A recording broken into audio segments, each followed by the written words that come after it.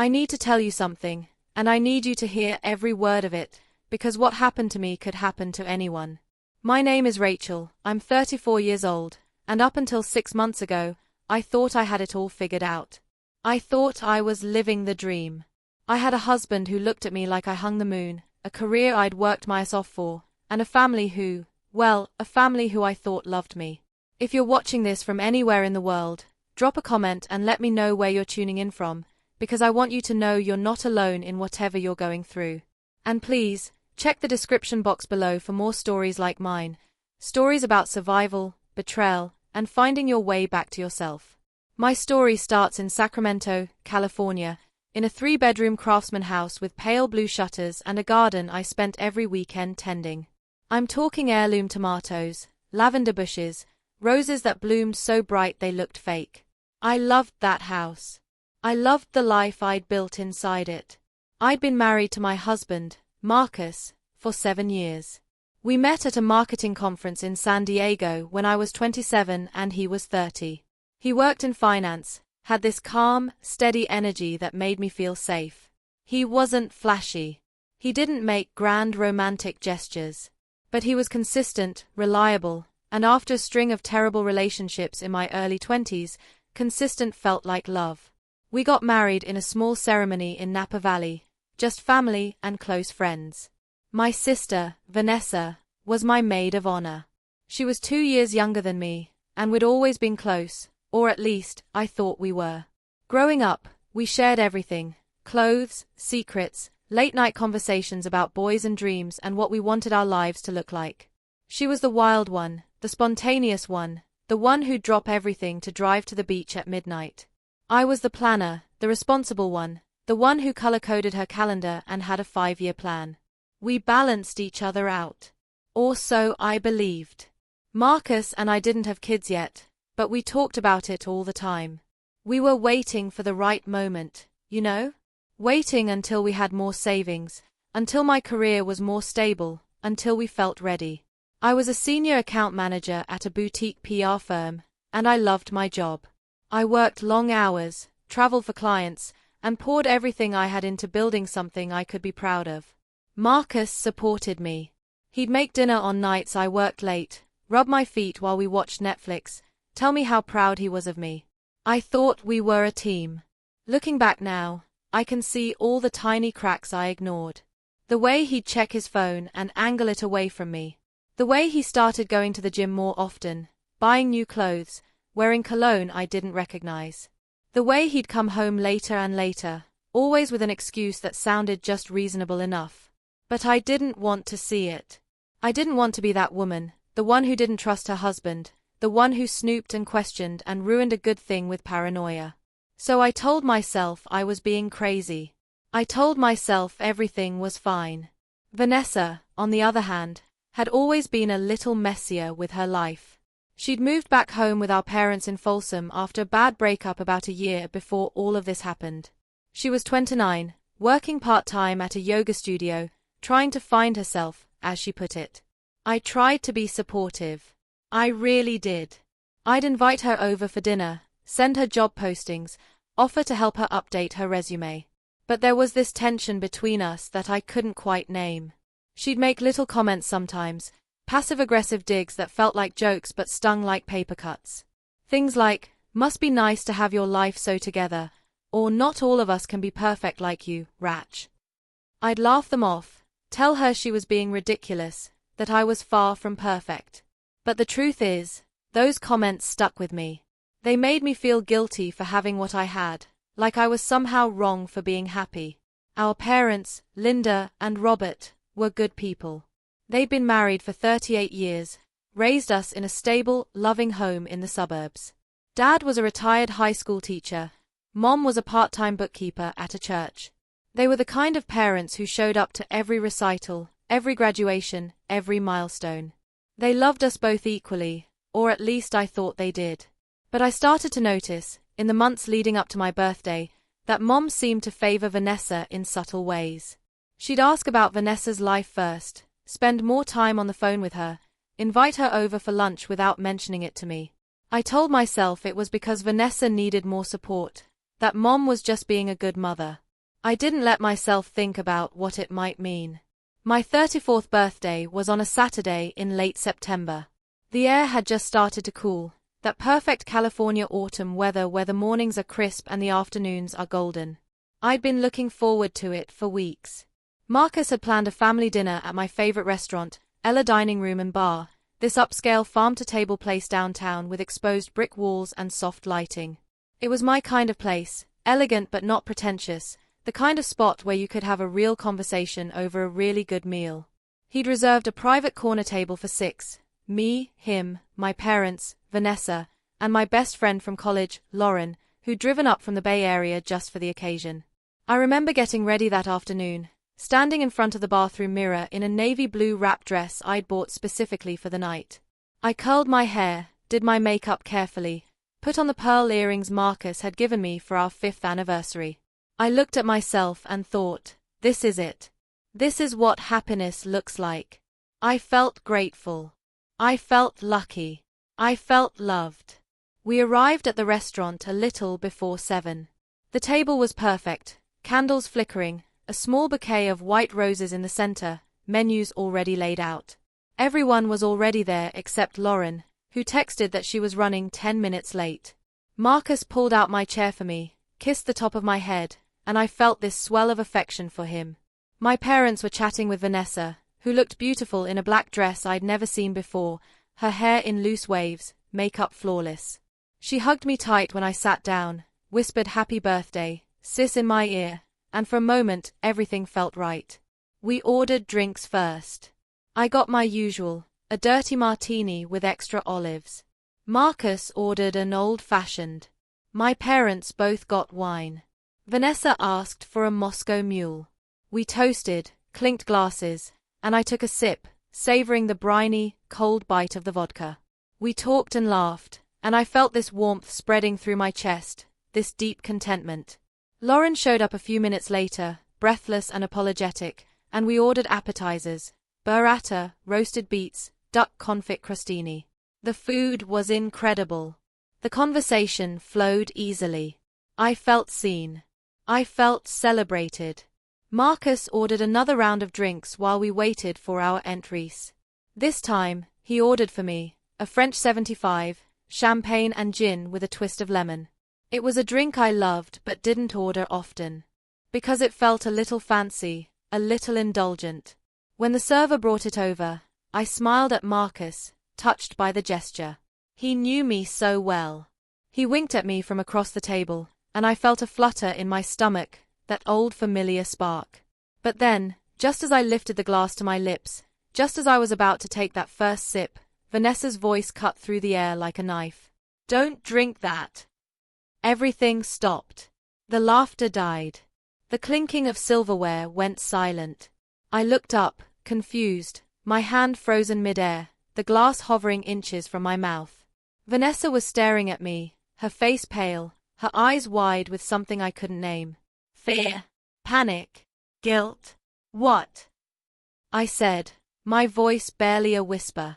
Don't drink that, she said again, louder this time, her voice shaking. Please, Rachel. Put it down. My heart stopped. I felt the blood drain from my face. I looked at Marcus, expecting him to laugh, to tell Vanessa she was being dramatic, to make a joke that would break the tension. But he didn't. He just sat there, staring at his plate, his jaw clenched, his hands gripping the edge of the table so hard his knuckles were white. And in that moment, I knew. I didn't know what, exactly, but I knew something was terribly, horribly wrong. My mother's voice broke the silence. Vanessa, what are you talking about? Vanessa's eyes filled with tears. She looked at Marcus, then back at me, and I saw it, the guilt, the shame, the devastating weight of a secret she could no longer carry. He's been poisoning you, she whispered. The words hung in the air, impossible and absolute. I felt the glass slip from my fingers, heard it shatter on the floor, felt champagne and gin splash across my legs. But I couldn't move. I couldn't breathe. I couldn't process what I'd just heard. What the fuck did you just say? Lauren's voice, sharp and furious, somewhere to my left. Marcus stood up abruptly, his chair scraping against the floor. "This is insane," he said, his voice tight, controlled. "Vanessa, you need to stop. You're drunk." But Vanessa was crying now, full-on sobbing, her whole body shaking. "I can't do this anymore," she said, looking at me with an expression I'll never forget. Part apology, part desperation, part love. "I'm so sorry, Rachel. I'm so sorry. But I can't let him kill you." And just like that, my entire world shattered into a million pieces. If you've ever felt the ground disappear beneath your feet, if you've ever had a moment where everything you thought you knew turned out to be a lie, then you know exactly how I felt. Subscribe if you want to hear the rest, because this story gets darker, messier, and more twisted than I ever could have imagined. 2 minutes. That's how long it took for my entire life to implode. 120 seconds. I've replayed those 2 minutes in my mind so many times I've lost count. The way the restaurant seemed to tilt on its axis. The way my father's face went from confused to horrified. The way my mother grabbed Vanessa's arm and hissed, "What have you done?" The way Marcus stood there, frozen, his mask finally slipping, and underneath it, nothing. No denial. No outrage. Just cold, empty calculation. The restaurant manager appeared, a thin man in his 50s with graying hair and a nervous smile, asking if everything was all right, if we needed anything. My father waved him away with a shaking hand, and Lauren, God bless Lauren, stood up and blocked Marcus from leaving, her face twisted in fury. "You're not going anywhere," she said, her voice low and dangerous. "You're going to explain what the hell is going on." But Marcus didn't explain. He looked at me, just once, with an expression I couldn't read, and then he walked out. Just turned and walked out of the restaurant, leaving me sitting there with broken glass at my feet and my sister's confession hanging in the air like a death sentence. Vanessa was hyperventilating, clutching the table, her mascara running down her face in black streaks. My mother was trying to calm her down, rubbing her back, whispering, "Breathe, baby, breathe." My father sat in stunned silence, staring at the empty seat where Marcus had been. And I couldn't feel anything. It was like my body had shut down, gone into some kind of shock mode where everything was distant and muffled and unreal. Lauren grabbed my hand. "Rachel," she said, her voice urgent. "Rachel, look at me. We need to call the police. Right now." I blinked, trying to focus on her face. "The police?" "Yes. If what Vanessa is saying is true, if Marcus has been..." She couldn't even finish the sentence. "We need to call the police." "I don't understand," I heard myself say, and my voice sounded far away, like it belonged to someone else. "I don't understand what's happening." Vanessa grabbed my other hand, her fingers cold and trembling. "I'm so sorry," she kept saying. "I'm so sorry, I didn't know how to tell you, I didn't know what to do." "Tell me what?" I said, and suddenly I was angry, furiously, blindingly angry. I yanked my hand away from hers. "Tell me what, Vanessa? That my husband has been poisoning me? That's insane. That's fucking insane." "It's not insane," she sobbed. "It's true. God, Rachel, I've been helping him." The world stopped again. Everything went silent. I stared at her, at my baby sister, at the person I'd shared a room with for 16 years, the person I'd taught to ride a bike and help with her homework and stood beside at our grandmother's funeral. "What did you just say?" She covered her face with her hands. "I've been helping him," she whispered. "He told me you were sick, that you had some kind of condition, that the doctors prescribed something experimental and he needed help administering it because you wouldn't take it yourself. He said you were in denial about how sick you were, that you'd refuse treatment if you knew what it was. He made it sound like he was saving your life." I couldn't breathe. I physically could not get air into my lungs. Lauren's hand was on my back, she was saying something, but I couldn't hear her over the roaring in my ears. "You've been helping him poison me." "I didn't know." Vanessa's voice cracked. "I swear to God, Rachel, I didn't know. I thought I was helping you. I thought..." She broke down completely, sobbing so hard she couldn't speak. My mother's face had gone white as chalk. "Vanessa," she said, her voice shaking. "What did you do?" Vanessa looked up at her, then at me, and the guilt in her eyes was so raw, so total, that for a moment I almost felt sorry for her. Almost. "He gave me a liquid," she said, her voice barely audible. "He told me to put a few drops in your drinks when I came over for dinner. He said it was medicine, that it would help regulate your thyroid or something, I don't remember exactly. He made it sound so normal, so medical. And I believed him. I trusted him." "How long?" I asked, my voice flat, emotionless. "How long have you been doing this?" She closed her eyes. 6 months. 6 months. Half a year. I thought back over the last 6 months, over all the strange symptoms I'd been having. The exhaustion that never went away no matter how much I slept.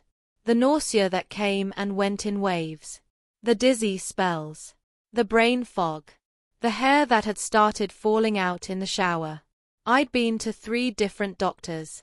They'd run blood tests, thyroid panels, checked me for anemia, for autoimmune disorders, for vitamin deficiencies. Everything came back normal, or close enough to normal that they told me it was probably stress, probably burnout, probably nothing to worry about. And the whole time, my husband and my sister were slowly poisoning me. "Why?" I asked, and I was surprised by how calm I sounded. "Why would he want to poison me?" "I don't know," Vanessa said. "I didn't know he was poisoning you until 2 days ago. I swear, Rachel, I had no idea." "Then how do you know now?" She took a shuddering breath. "I went to his office to drop something off, and I saw there were papers on his desk. Insurance papers. Life insurance papers with your name on them. And I saw the bottle, the one he'd been giving me to put in your drinks. It was sitting right there, and I looked it up on my phone, the name of the chemical. It's not medicine, Rachel. It's poison. Slow acting, hard to detect. The kind of thing that would look like natural causes if you died." The word hung there between us. Died. My husband had been trying to kill me. Slowly, methodically, for 6 months. And my sister had been helping him do it. Lauren's voice cut through the fog. "We're calling the police. Right now." She already had her phone out, was already dialing. I heard her say something about a poisoning, about attempted murder, about needing officers at Ella dining room and bar immediately. My father finally spoke, his voice hoarse. "Rachel, do you have any idea why Marcus would want to?" "No," I said. "I have no idea." But even as I said it, I was thinking. I was remembering. Little things. The way Marcus had encouraged me to increase my life insurance policy last year. The way he'd insisted on being listed as the sole beneficiary. The way he'd been so supportive of my career, so encouraging about me working longer hours, traveling more, taking on more responsibility. Was he just waiting? Waiting for me to be worth more dead than alive? The police arrived within 15 minutes, 2 officers who took our statements and asked what felt like 1,000 questions. They wanted to know everything, when the symptoms started, what doctors I'd seen, where Marcus was now, whether he had access to weapons, whether he'd ever been violent.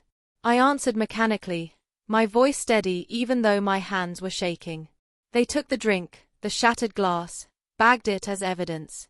They took Vanessa's statement separately, and I watched her cry and apologize and explain, watched my mother hold her like she was the victim. It was almost midnight by the time we left the restaurant. The police told me not to go home, that it wasn't safe, that they were going to Marcus's office and to our house to bring him in for questioning. Lauren insisted I stay with her, and my parents said they'd take Vanessa home.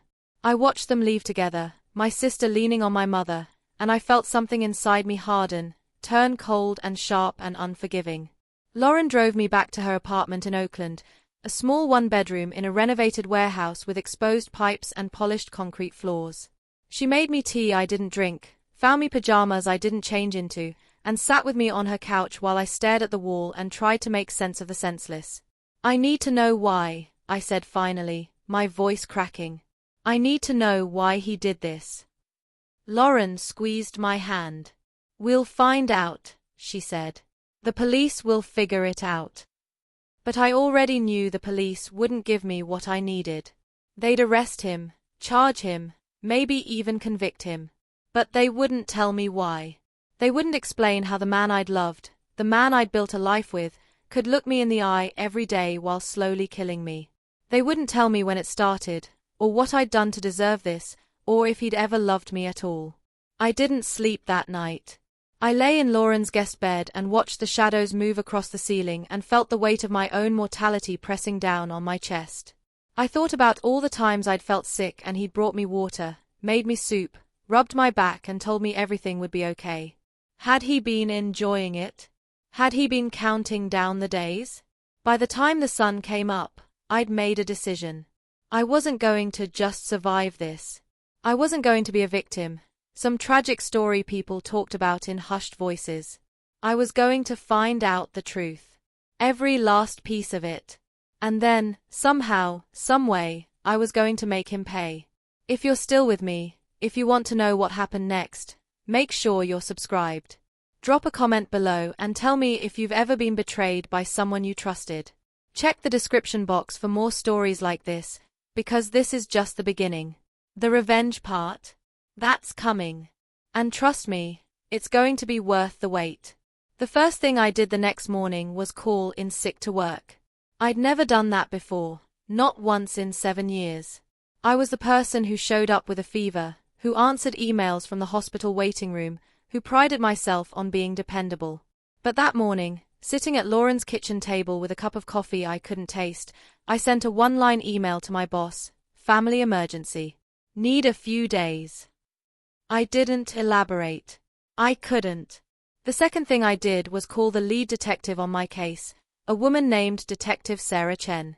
She had called me at 7 a.m. to let me know they'd brought Marcus in for questioning, and that I needed to come to the station to give a formal statement. Her voice was professional but kind, the kind of voice that had probably delivered terrible news to hundreds of people. I told her I'd be there by noon. Lauren drove me. She'd taken the day off work too, told her boss the same thing I'd told mine, family emergency. She didn't ask if I wanted her there. She just came. That's the thing about real friends, they show up. They don't wait to be asked. The Sacramento Police Department building was a bland, gray structure downtown, the kind of place that looked exactly like you'd expect a police station to look. We walked through the front doors and were directed to the third floor, to Detective Chen's office.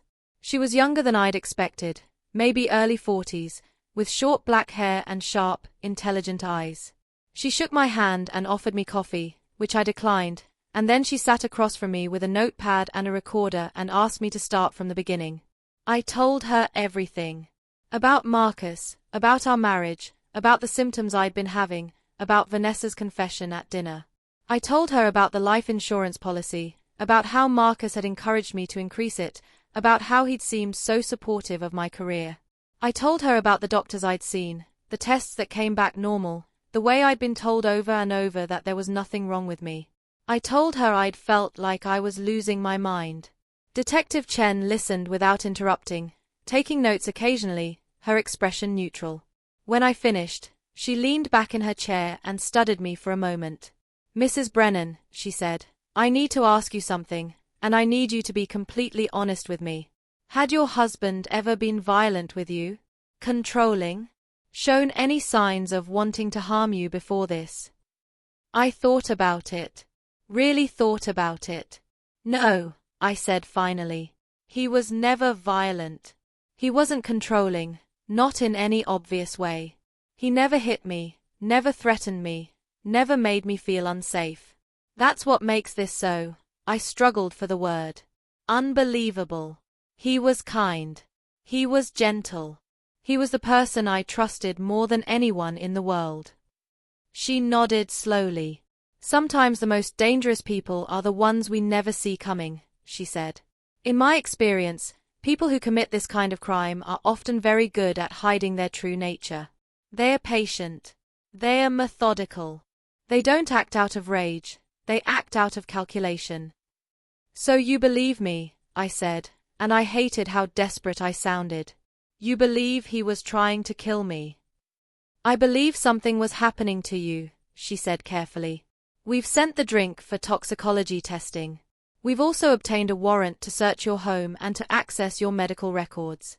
If there's evidence of poisoning, we'll find it. But Mrs. Brennan, I need you to understand that these cases are complicated. Proving intent is difficult. Even if we find poison in your system, Marcus's defense will argue that he didn't administer it, that someone else could have done it, that there's reasonable doubt. My sister confessed to putting it in my drinks, I said. She'll testify. Detective Chen's expression shifted slightly. About that, she said. We questioned your sister last night. She's cooperating fully, but her involvement complicates things. She admits to administering the substance, which means she could potentially be charged as an accessory. Her testimony may not be as strong as you'd hope, especially if Marcus's defense team portrays her as unreliable or complicit. I felt something twist in my chest. She didn't know, I said. He manipulated her. He lied to her. I believe you, Detective Chen said. But manipulation is hard to prove. What matters right now is building a solid case against your husband. We need evidence. We need timelines. We need witnesses who can corroborate your symptoms, your doctor visits, anything that establishes a pattern. I nodded, trying to focus, trying to think through the fog in my head. What about Marcus? What did he say when you questioned him? She hesitated. He denied everything. Said he had no idea what Vanessa was talking about, that she's been struggling with mental health issues and has been making things up for attention. He said your marriage was happy, that he loves you, that he would never hurt you. He was calm, composed, convincing. He's hired a lawyer, and he's not saying anything else without counsel present. Of course he was calm. Of course he was convincing. That was Marcus. That was his superpower, making people believe him, making people trust him. I'd fallen for it. Why wouldn't everyone else? What happens now? I asked. Now we wait for the toxicology results, she said. In the meantime, I strongly advise you to stay away from your husband. File for a restraining order. Don't go back to the house. Don't communicate with him in any way. If he's done what you say he's done, he's dangerous. And if he realizes his plan has been exposed, there's no telling what he might do. I left the police station with Lauren, feeling more lost than I had the night before. I'd expected answers, clarity, justice. Instead, I had more questions and a sinking feeling that this was going to be a long, ugly fight. Over the next few days, I stayed in Lauren's apartment and tried to piece my life back together. I called my boss and asked for a leave of absence, which she granted immediately. Thank God for understanding employers. I called my parents, who were staying with Vanessa, and told them I needed space, that I couldn't talk to any of them right now. My mother cried and begged me to forgive Vanessa, to understand that she'd been deceived. I hung up. I hired a lawyer, a sharp, no-nonsense woman named Patricia Delgado who specialized in family law and criminal cases. She walked me through the process of filing for divorce, for a restraining order, for access to our joint bank accounts and assets. She told me this was going to get messy, that Marcus would fight me on everything, that I needed to be prepared for a long battle. I told her I didn't care. I just wanted the truth. The toxicology results came back a week after my birthday. Detective Chen called me personally to deliver the news. They'd found traces of ethylene glycol in the drink Vanessa had stopped me from consuming. Ethylene glycol, antifreeze. The kind of poison that's sweet-tasting, easy to disguise, and absolutely lethal in the right doses. It causes kidney failure, brain damage, and eventually death. And it's nearly impossible to detect unless you're specifically looking for it. We've also tested the bottle your sister provided, Detective Chen said. It's the same substance. We have enough to charge your husband with attempted murder. I should have felt relieved. Vindicated. Instead, I felt numb. So he's going to jail. He's been arrested, she said. But bail will be set, and if he posts it, he'll be released pending trial. That's why the restraining order is so important. He's not allowed to contact you or come anywhere near you. If he does, call us immediately. Marcus posted bail 3 days later. $500,000, paid by his parents, who lived in San Diego and apparently believed their son was innocent. I saw the news alert on my phone and felt my stomach drop. He was out there. Somewhere in Sacramento, free to move, free to plan, free to finish what he'd started. I became obsessed with finding out why. I couldn't eat, couldn't sleep, couldn't think about anything else. I went through our bank statements, our emails, our phone records. I talked to our friends, our neighbors, anyone who might have seen something I'd missed. I hired a private investigator, a former cop named Derek who charged a small fortune but promised results. And slowly, piece by piece, the truth began to emerge. It started with the life insurance policy. Marcus had increased it 2 years ago, not 1. I'd forgotten, but it was there in the paperwork, a $2 million policy on my life, with him as the sole beneficiary. $2 million. That was my life, reduced to a number. Then there were the financial records. Marcus had been hemorrhaging money. He'd made bad investments, lost nearly $100,000 in the stock market, and borrowed against our house without telling me. He was drowning in debt, and he'd hidden it from me completely. The house I loved, the life I thought was stable, it was all built on a lie. But the worst part, the part that made me want to scream, was the woman. Of course there was a woman. There's always a woman, isn't there? Her name was Jessica, and she worked in his office. She was 26, blonde, beautiful in that generic Instagram way. And she was pregnant. 5 months pregnant, according to Derek's report. Marcus had been having an affair for over a year, and he'd gotten her pregnant, and he'd promised her a life together, a life he couldn't afford unless I was out of the picture. I sat in Lauren's apartment and stared at the photos Derek had provided. Marcus and Jessica at a restaurant, holding hands across the table. Marcus and Jessica at a park, his hand on her stomach. Marcus and Jessica at a hotel, checking in together on a Saturday afternoon while I was at work, oblivious and trusting. And I realized something in that moment, something that would come to define everything that happened next. I didn't just want justice. I wanted revenge. I wanted Marcus to feel every ounce of pain he'd caused me. I wanted him to lose everything, the way I'd lost everything. I wanted him to know what it felt like to be betrayed by the person you trusted most. Lauren found me sitting there, tears streaming down my face, the photos spread out on the coffee table. She didn't say anything. She just sat down next to me and wrapped her arms around me while I cried. "I'm going to destroy him," I said, my voice shaking. "I'm going to take everything from him. I'm going to make him wish he'd never been born." Lauren pulled back and looked at me, her expression serious. "Be careful, Ratch," she said. "Don't let this consume you. Don't let him turn you into someone you're not." But it was too late. I was already consumed. And I was ready to burn everything down. If you've ever wanted revenge on someone who hurt you, you understand what I was feeling. Subscribe if you haven't already, and check the description box below for more stories about survival and revenge. Because what I did next, well, let's just say I'm not proud of all of it. But I'm not sorry, either. Revenge isn't something that happens in a flash of anger. It's not dramatic or spontaneous, not like in the movies where someone slaps someone else or throws a drink in their face and storms off. Real revenge, the kind that actually matters, the kind that leaves a mark, is slow. It's deliberate.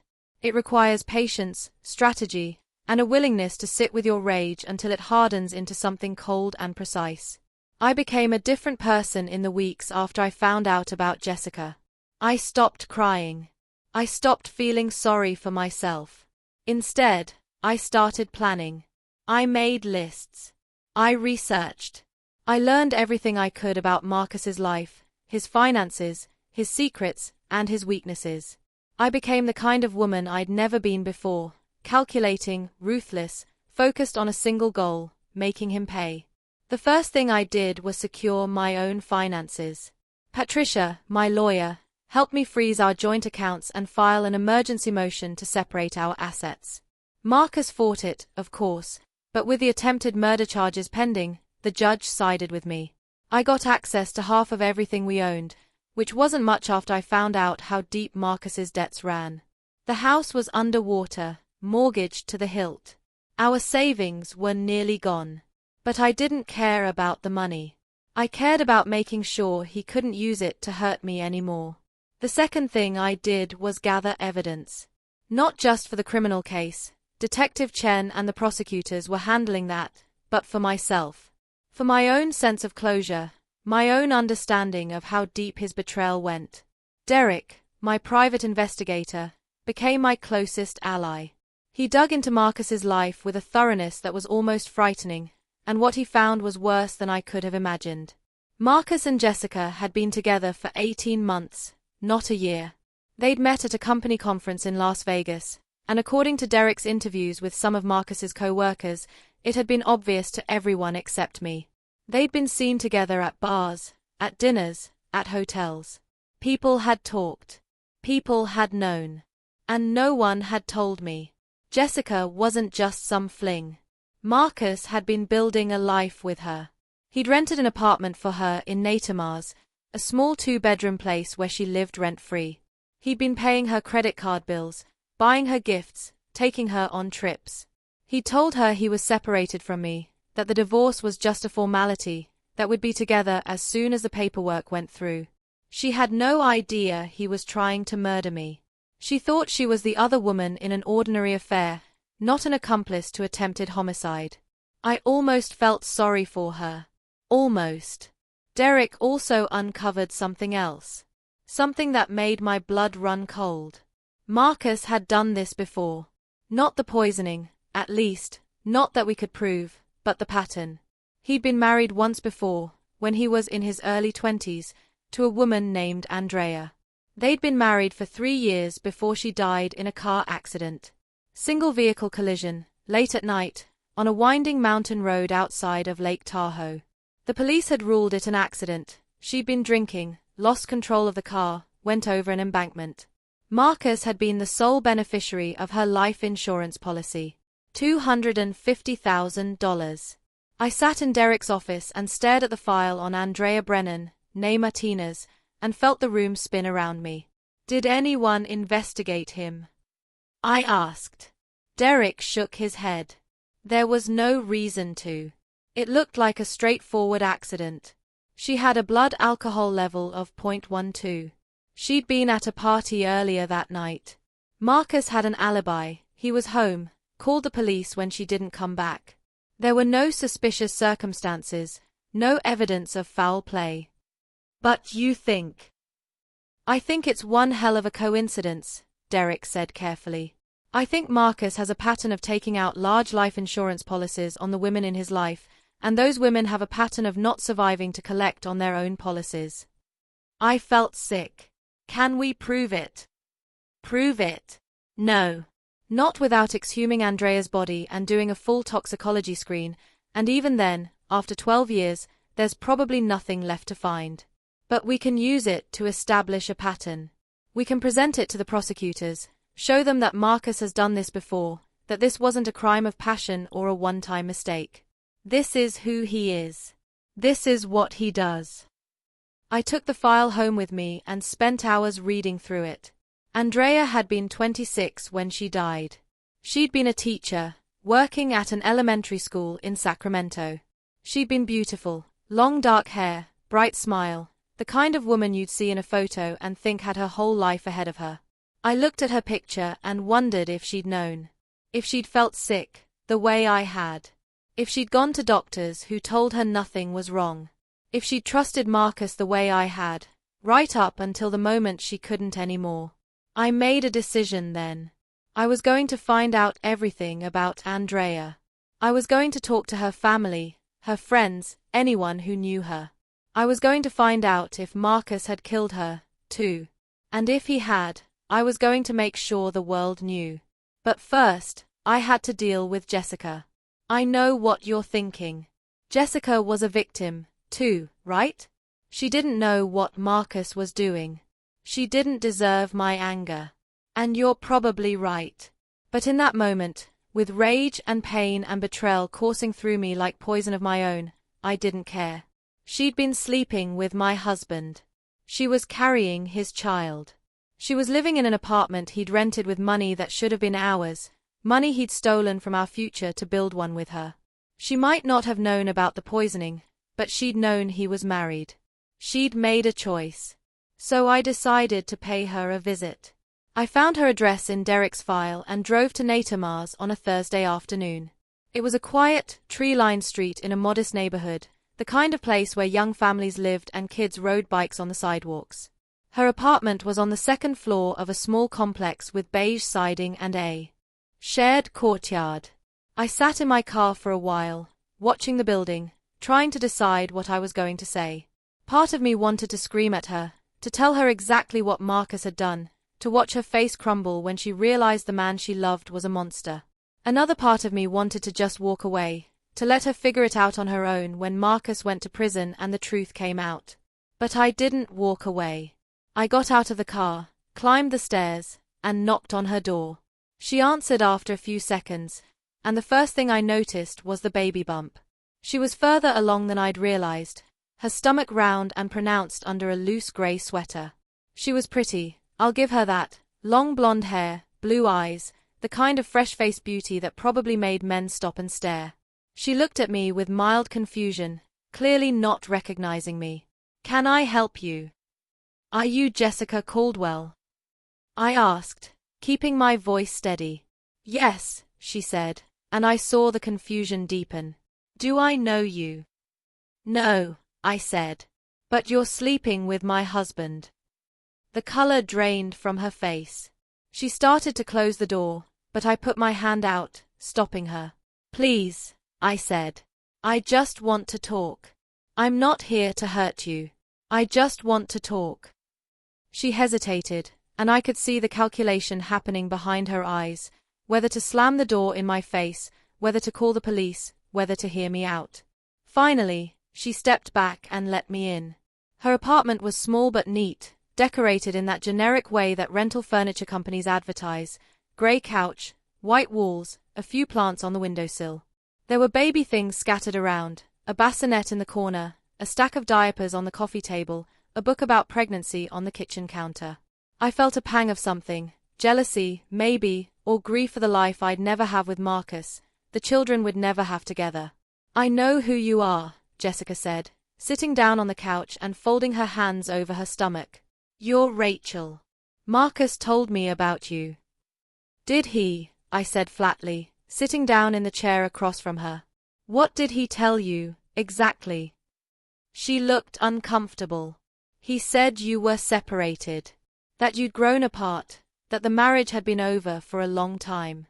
He said you were in the process of getting divorced, that it was amicable, that you'd both moved on." I laughed, a bitter sound that didn't feel like it came from me. "Is that what he said?" "It's not true," she asked, and I could hear the hope in her voice, the desperate need to believe that she wasn't the villain in this story. "No, Jessica," I said. "It's not true. Marcus and I weren't separated.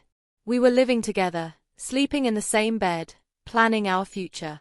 I had no idea about you until a week ago, when I found out my husband had been poisoning me so he could collect my life insurance and start a new life with you." Her face went white. "What?"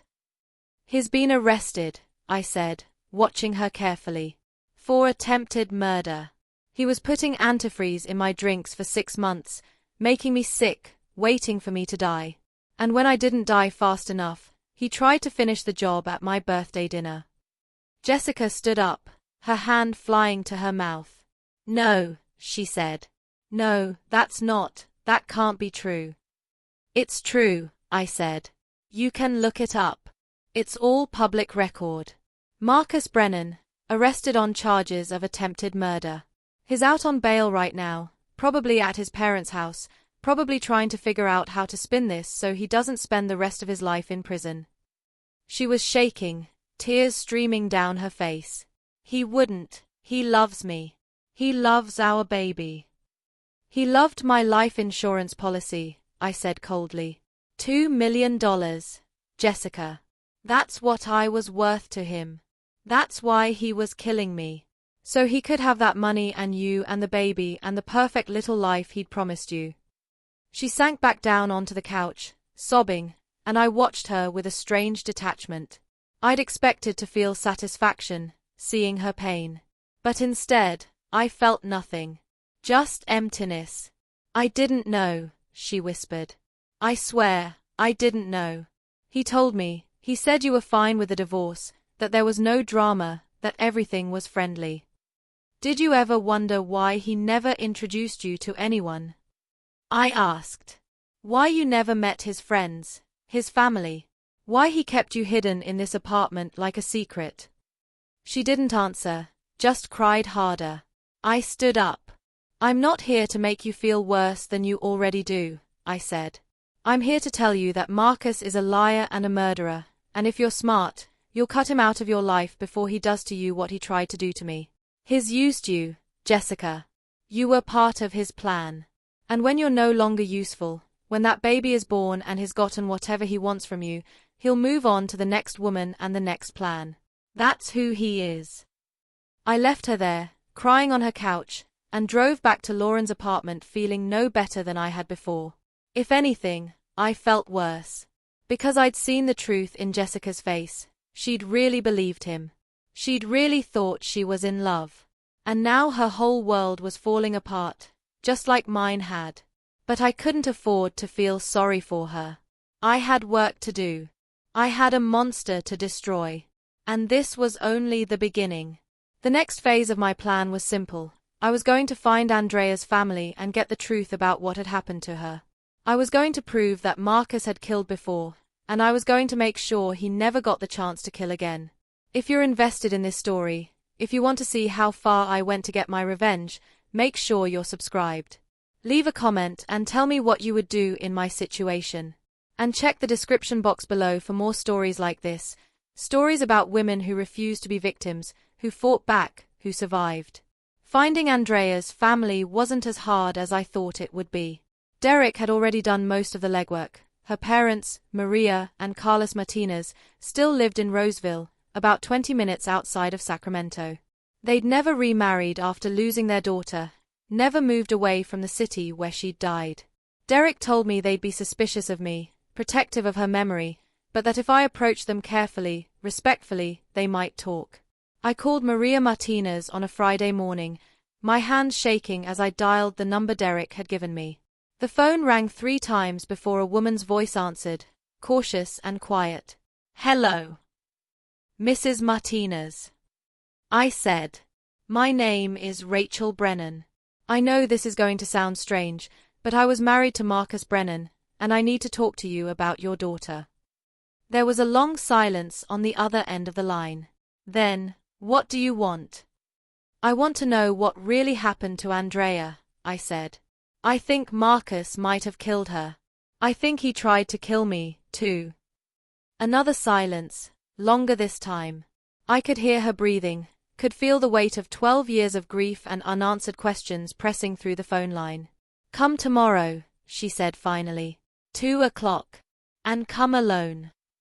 I drove to Roseville the next afternoon, my stomach churning with nerves. The Martinez house was a small, well-kept ranch-style home with a manicured lawn and flowers planted along the walkway. Maria Martinez answered the door before I could knock, a small woman in her late 60s with silver hair and Andrea's dark eyes. She looked at me for a long moment, studying my face, and then she stepped aside to let me in. The house was a shrine to Andrea. Photos of her covered every surface, school pictures, family photos, snapshots of her laughing and smiling and living. There was a shelf dedicated to her teaching awards, her college diploma, a framed newspaper article about a fundraiser she'd organized for her school. I felt like I was walking into a museum of a life cut short. Carlos Martinez sat in a recliner in the living room, a large man with graying hair and tired eyes. He nodded at me but didn't stand. Maria gestured for me to sit on the couch, and she sat beside me, her hands folded in her lap. Tell us what happened, she said. So I did. I told them everything. About Marcus, about the poisoning, about the life insurance policy, about Jessica and the affair and the debts. I told them about Vanessa's confession at my birthday dinner, about the antifreeze in my drinks, about the 6 months of symptoms I'd thought were stress or illness but were really slow, methodical murder. I told them about the arrest, the charges, the bail. And then I told them what Derek had uncovered about Andrea. Maria's eyes filled with tears. Carlos sat very still, his jaw clenched. When I finished, neither of them spoke for a long time. Finally, Carlos said, "We always knew." My heart stopped. "You knew?" "Not for certain," he said, his voice rough. "Not with proof. But we knew something wasn't right. Andrea called us the week before she died. She said she wasn't feeling well, that she'd been dizzy and nauseous, that she thought she might have the flu. She'd been to the doctor, but they couldn't find anything wrong. She sounded scared. She sounded confused. And then she died, and they told us it was an accident, that she'd been drinking and driving and lost control. But Andrea didn't drink. Not like that. Not to the point where she'd get behind the wheel and crash." "We asked questions," Maria added, her voice shaking. "We asked the police to investigate Marcus, to look at her medical records, to consider that maybe it wasn't an accident. But they said there was no evidence. They said we were grieving parents who couldn't accept that our daughter had made a mistake. They made us feel crazy." "Marcus played the grieving husband perfectly," Carlos said bitterly. "He cried at the funeral. He gave a speech about how much he loved her, how he'd never get over losing her. He accepted condolences and hugs and told everyone how devastated he was. And then, 6 months later, he was gone. Moved away, cut off all contact with us, took the insurance money and disappeared. We never saw him again." I felt rage building in my chest, hot and suffocating. "Did you try to pursue it? After he left?" "We hired a lawyer," Maria said. "But without evidence, there was nothing we could do. The case was closed. The insurance company had paid out. Marcus was gone. And we were left with our grief and our suspicions and no way to prove anything." "I can prove it now," I said. "Or at least, I can try. If we can show a pattern, if we can present both cases together, Andrea's and mine, we might be able to convince the district attorney to reopen Andrea's case. We might be able to get justice for her." Carlos leaned forward, his eyes intense. "What do you need from us?" "Everything," I said. "Medical records, if you have them. Anything Andrea said or wrote about not feeling well, about Marcus, about their marriage. Financial records, if you can get them. Anything that shows he had motive. And I need you to be willing to talk to the prosecutors, to testify if it comes to that." "We'll do it," Maria said without hesitation. "Whatever you need. If that man killed our daughter, we want him to pay." We spent the next 3 hours going through boxes of Andrea's things that Maria had saved. There were medical records from the months before her death showing repeated visits to her doctor for dizziness, nausea, fatigue, and headaches, symptoms identical to mine. There were journal entries where Andrea wrote about feeling confused, about Marcus being distant, about financial stress she didn't fully understand. There were bank statements showing that Marcus had increased Andrea's life insurance policy 6 months before her death, just like he'd done with mine. The evidence was circumstantial, but it was there. A pattern.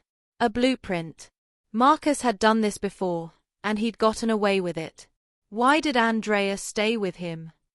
I asked, looking at a photo of them together at someone's wedding, both smiling for the camera. Did she know he was having financial problems? She didn't know the extent of it, Carlos said. Marcus hid things from her, just like he hid things from you. Andrea was trusting. She believed people when they told her the truth. She didn't think the man she married would lie to her, steal from her, hurt her. I understood that. God, did I understand that? I left the Martinez house with copies of everything they'd given me, promising to stay in touch, to update them on the case, to fight for Andrea the way I was fighting for myself. Maria hugged me at the door, held me tight, and whispered, Thank you. Thank you for caring about our daughter." I cried the whole drive back to Lauren's apartment. For Andrea, for Maria and Carlos, for myself, for every woman who'd ever trusted the wrong man and paid for it with her life or her sanity or her sense of safety. I cried for the lives we'd lost and the lives we'd never have.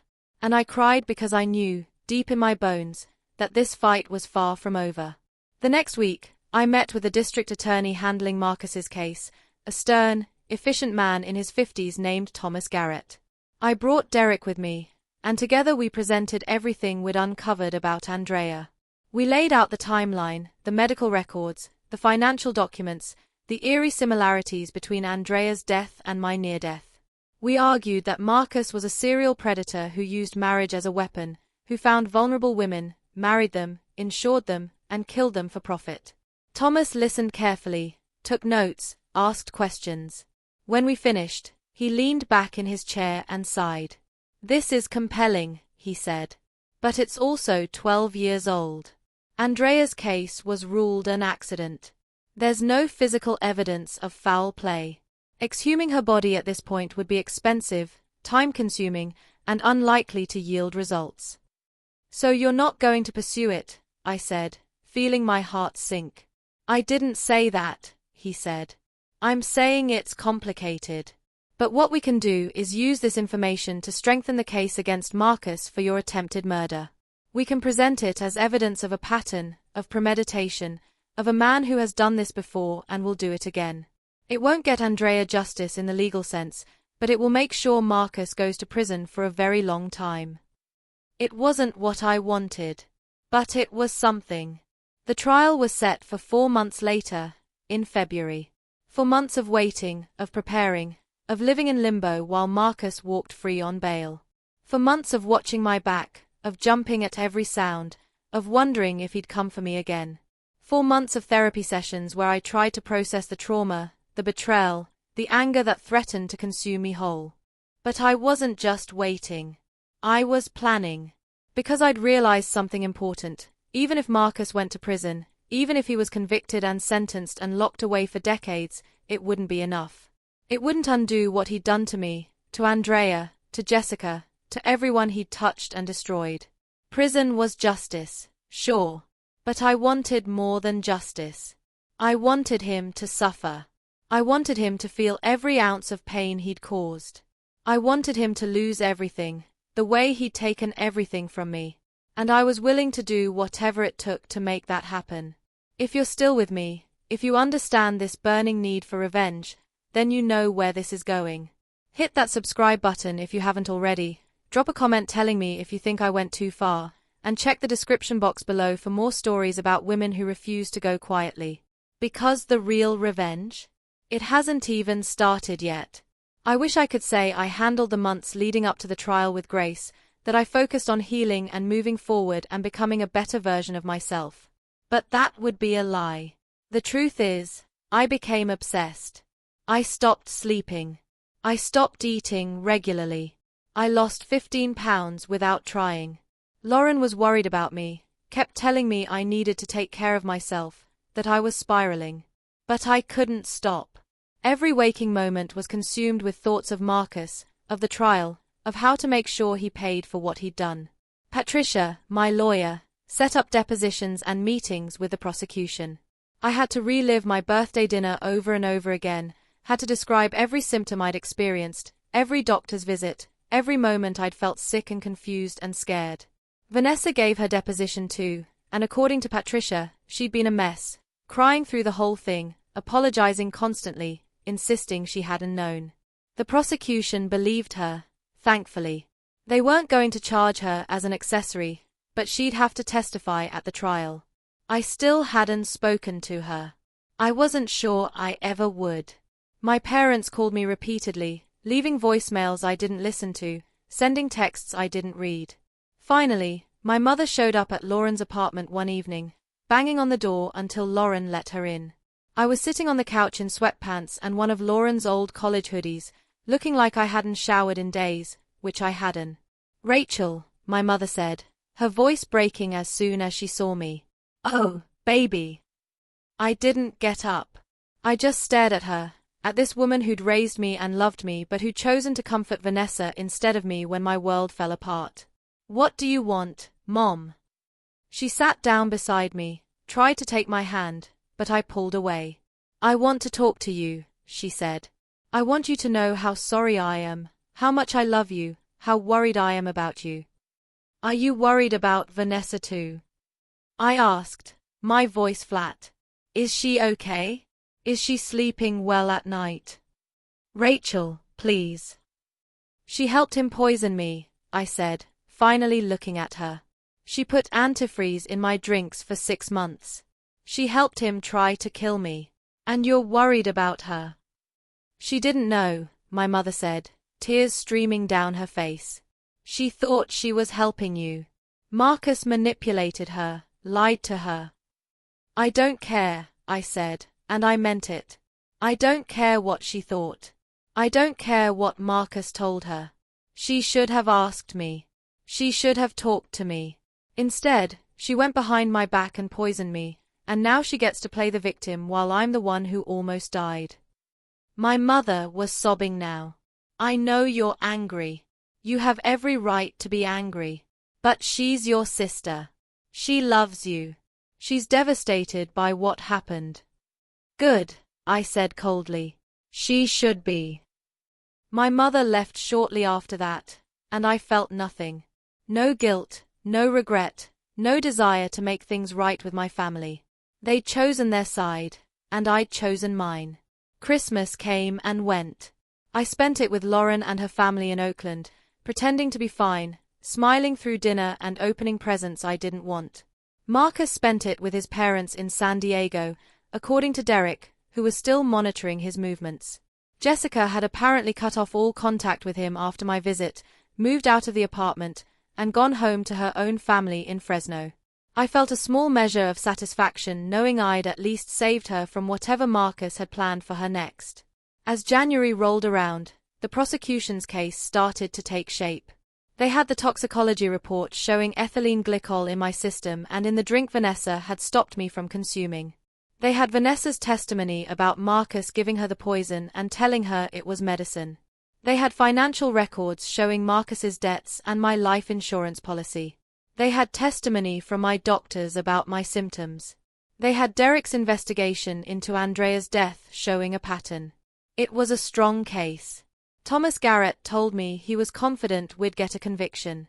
But Marcus's defense team was good. They hired a high-powered attorney out of San Francisco, a woman named Diane Sloan who specialized in defending white-collar criminals and had never lost a murder case. She filed motion after motion trying to get evidence thrown out, trying to exclude Andrea's case from trial, trying to discredit Vanessa as a witness. She painted Marcus as a devoted husband who'd been framed by a mentally unstable sister-in-law and a wife who wanted out of the marriage. It was bullshit, all of it. But it was effective bullshit. The week before the trial started, Diane Sloan's team made a move I didn't see coming. They subpoenaed my medical records, all of them, going back 10 years. They found visits I'd made to a therapist in my 20s after a bad breakup, sessions where I'd talked about feeling depressed, about having intrusive thoughts, about struggling with anxiety. They tried to argue that I was mentally unstable, that I'd made up the poisoning story as part of some delusional episode, that Vanessa had gone along with it because she was codependent and easily influenced. Patricia was furious. She filed countermotions, argued that my mental health history was irrelevant and prejudicial, that every person in America had been to therapy at some point and it didn't make them delusional. The judge agreed to limit what the defense could present, but the damage was done. I knew what Diane Sloan was doing. She was planting seeds of doubt. She was making the jury question whether I was a reliable witness, whether my version of events could be trusted. I met with Patricia in her office 2 days before the trial started, and she laid it out for me straight. "They're going to come after you," she said. "They're going to make you look unstable, emotional, vindictive. They're going to suggest you and Vanessa conspired to frame Marcus because you wanted out of the marriage and wanted to take his money. You need to be prepared for that. You need to stay calm, stay consistent, don't let them rattle you." "I can handle it," I said. "Rachel," she said, leaning forward. "I need you to understand something. This is going to be brutal. Diane Sloan is one of the best defense attorneys in the state. She's going to twist everything, make you doubt yourself, make the jury doubt you. If you break down on the stand, if you show too much emotion or not enough emotion, if you contradict yourself even slightly, she's going to use it against you. You have to be perfect. I'll be perfect, I said. But I knew, even as I said it, that perfect wasn't going to be enough. Because the system wasn't built for women like me. It was built for men like Marcus, men who knew how to lie, how to manipulate, how to make themselves look like victims. I'd seen it happen 1,000 times in news stories and true crime documentaries. The wife who accused her husband of abuse and wasn't believed, the woman who reported rape and was torn apart on the witness stand, the victim who became the villain because she dared to speak up. So I made a decision. If the system wasn't going to give me justice, I'd find another way. I started researching Marcus's defense team, looking for weaknesses, for scandals, for anything I could use against them. I dug into Diane Sloan's past cases, read transcripts, looked for patterns in how she defended her clients. I reached out to people Marcus had worked with, people he'd known, people who might have information about his affairs, his debts, his lies. I became a detective in my own case, building a backup plan in case the trial didn't go my way. And I found something. Something big. One of Marcus's co-workers, a man named Brian Torres, had been at the company for 15 years. He'd worked with Marcus on several projects, considered him a friend. But when I contacted Brian and explained what Marcus had done, he agreed to meet with me. We sat in a coffee shop in Midtown, and Brian told me something that changed everything. Marcus wasn't just having an affair with Jessica, Brian said, stirring his coffee nervously. He was embezzling from the company. He'd been doing it for over a year, skimming money from client accounts, covering it up with fake invoices. I found out about it 6 months ago, confronted him, and he begged me not to report him. He said he was in debt, that he'd made bad investments, that he'd pay it all back. He promised me it would never happen again. My heart was racing. Did you report him? Brian looked ashamed. No.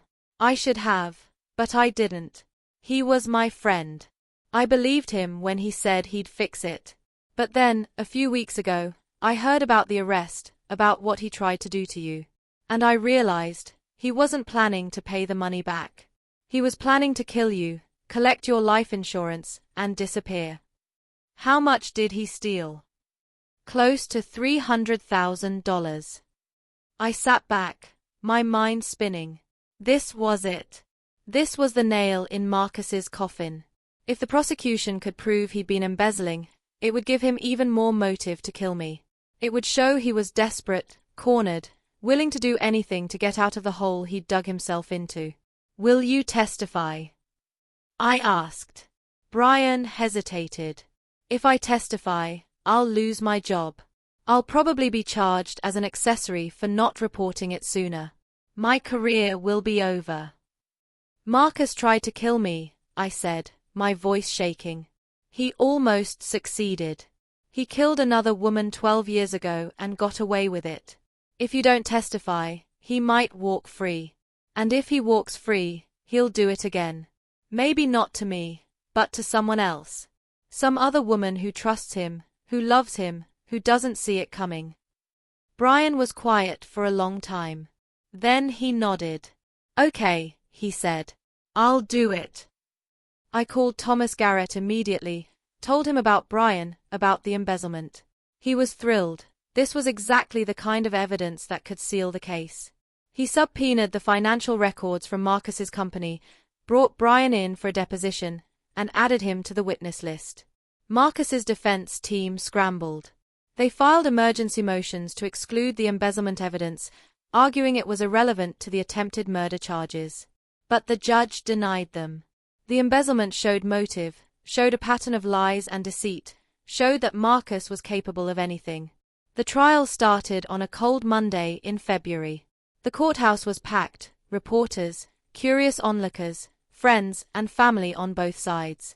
I sat in the front row with Lauren, Patricia beside me, and watched Marcus walk in with his lawyers. He looked thinner than I remembered, his face drawn, his suit hanging loose on his frame.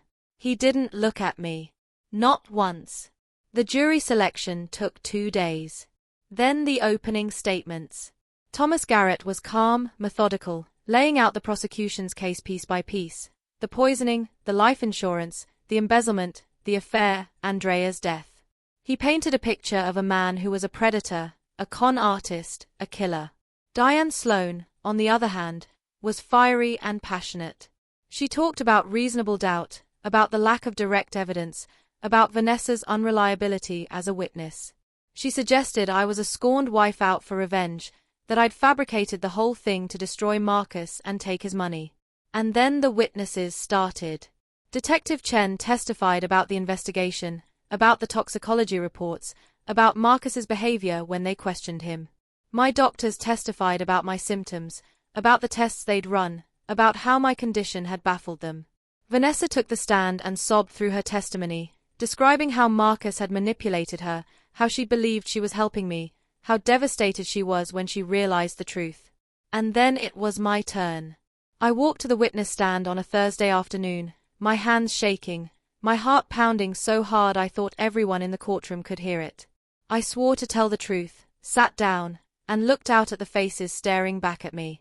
The jury. The reporters. Lauren.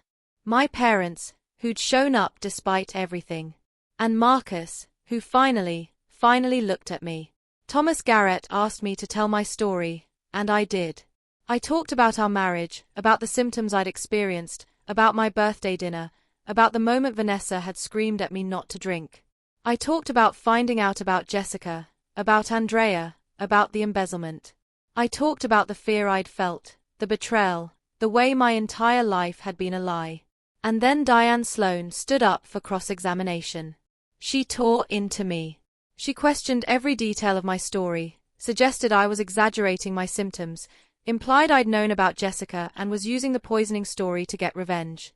She brought up my therapy sessions from years ago, asked if I'd ever had suicidal thoughts, suggested I might have poisoned myself for attention. She was relentless, cruel, and devastatingly effective. But I didn't break. I stayed calm, answered every question, refused to let her rattle me. And when she finally sat down, I looked at the jury and I knew they believed me. The trial lasted 3 weeks. Brian testified about the embezzlement. Maria and Carlos Martinez testified about Andrea. Jessica testified via video call, confirming the affair, confirming Marcus's lies. And through it all, Marcus sat silent, never taking the stand, never defending himself, just letting his lawyers do the talking. The closing arguments were brutal. Thomas Garrett was masterful, weaving together every piece of evidence into a compelling narrative of guilt. Diane Sloane fought back hard, but I could see it in the jury's faces. They'd made up their minds. The jury deliberated for 6 hours. When they came back, the forewoman stood and read the verdict. Guilty. Guilty of attempted murder. Guilty of embezzlement. Guilty on every count. Marcus's face went white. His mother screamed from the back of the courtroom. And I sat there, tears streaming down my face, feeling something I hadn't felt in months, relief. But the story doesn't end there. Because even with Marcus in prison, even with justice served, I wasn't done. There was still one more thing I needed to do. If you want to know what happened next, stay with me. Subscribe, comment, check the description box below for more stories like this. Because the real revenge, the part that made everything worth it, is still coming. The guilty verdict was read on a Friday afternoon, and by Friday evening, it was all over the news. Local finance manager convicted of attempted murder ran the headline in the Sacramento Bee. Man poisoned wife for insurance money, said CNN.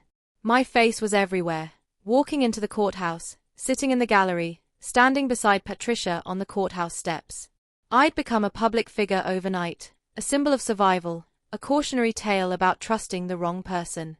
Marcus was remanded into custody immediately. No more bail, no more freedom, no more designer suits and comfortable nights at his parents' house. He was led out of the courtroom in handcuffs, and for the first time since my birthday dinner, I saw real fear in his eyes. Not the calculated mask he'd worn throughout the trial, but genuine, raw terror. He was going to prison. And he knew what happened to men like him in prison. Men who hurt women, who poisoned their wives, who killed for money. The sentencing hearing was scheduled for 3 weeks later. In California, attempted murder carries a potential sentence of life in prison. Thomas Garrett told me he was pushing for the maximum, that with the embezzlement charges and the pattern of behavior with Andrea, he was confident the judge would throw the book at Marcus. But nothing was guaranteed. Diane Sloan was already filing appeals, arguing judicial errors, claiming the embezzlement evidence shouldn't have been admitted, grasping at any straw that might save her client. Those 3 weeks were strange. I should have felt victorious, relieved, free. Instead, I felt hollow. Empty. Like I'd spent so much energy on rage and revenge that now, with the finish line in sight, I didn't know what to do with myself. Lauren tried to get me to celebrate, took me out to dinner, bought champagne I couldn't taste. My parents reached out again, wanted to reconcile, wanted to have a family dinner and move forward. I ignored them. I still wasn't ready to forgive Vanessa, and I definitely wasn't ready to pretend everything was fine. But I did start going back to therapy. My old therapist, Dr. Susan Chen, no relation to Detective Chen, had reached out after seeing the news coverage, offered to see me again free of charge.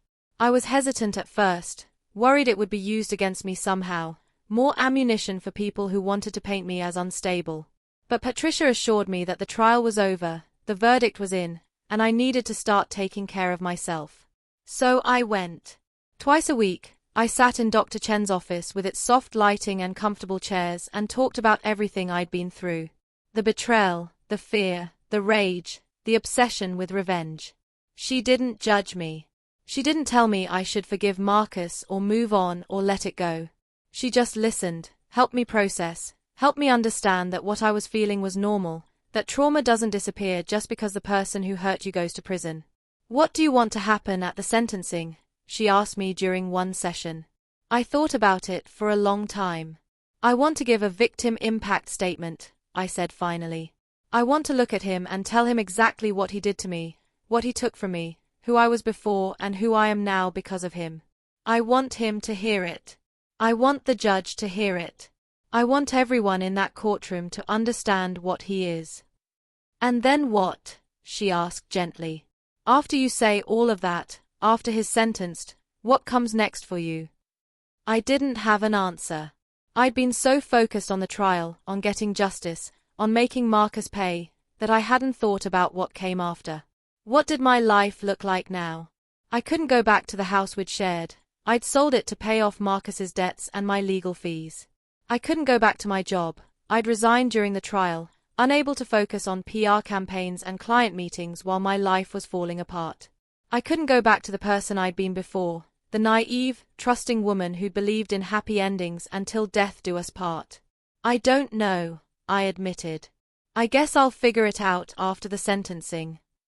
The day of the sentencing arrived cold and grey, the kind of February morning where the sky looks like it might snow even though it never does in Sacramento.